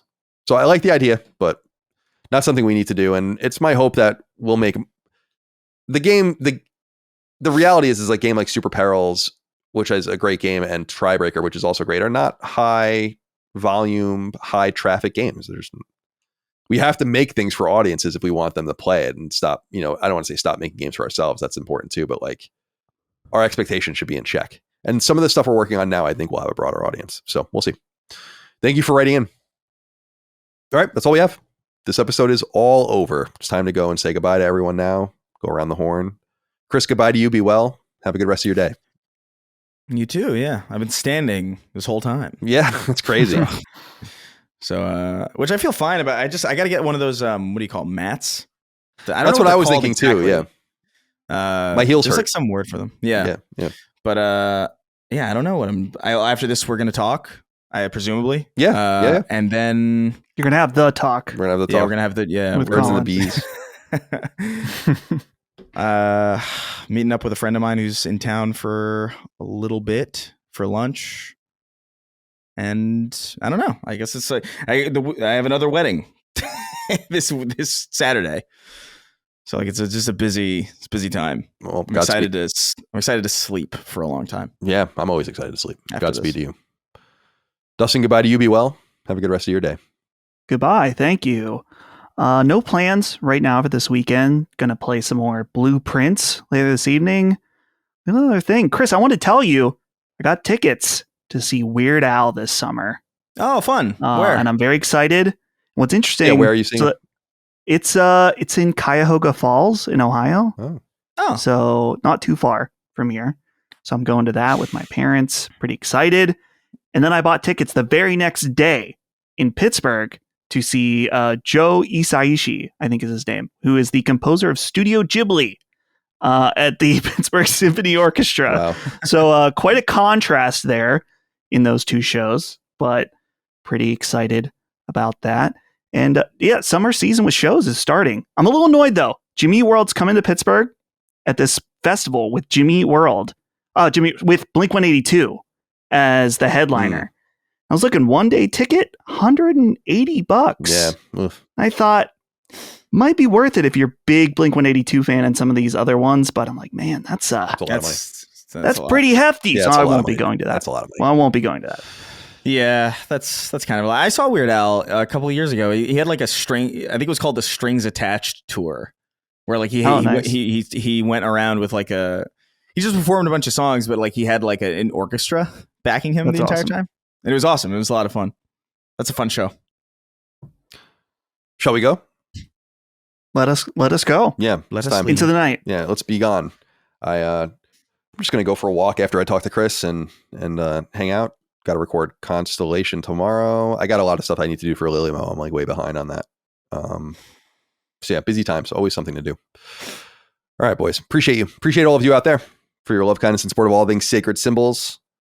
Last Stand Media, patreon.com/Last Stand Media for early ad-free access. LastStandMedia.store for merch. Could not do without you. Be well. We'll see you next time. Until then, goodbye. See ya. Take care, guys. Sacred Symbols, a PlayStation podcast, is a product and trademark of Last Stand Media and Colin's Last Stand LLC, and is proudly recorded in the USA. The show is conceived by, is written by, and is directed by me, Colin Moriarty. My co-hosts are Chris Raygun Maldonado and Dustin Furman. The show is produced by executive producer Dustin Furman. All of Last Stand's theme music is by my best friend, Ramon Narvaez. As you know, all of Last Stand's shows, including Sacred Symbols, are fan-funded on Patreon at patreon.com/laststandmedia. The following names are at the producer level on Patreon, our highest tier, and we're grateful for your thoughtful and kind contributions to our independent endeavor. Thank you.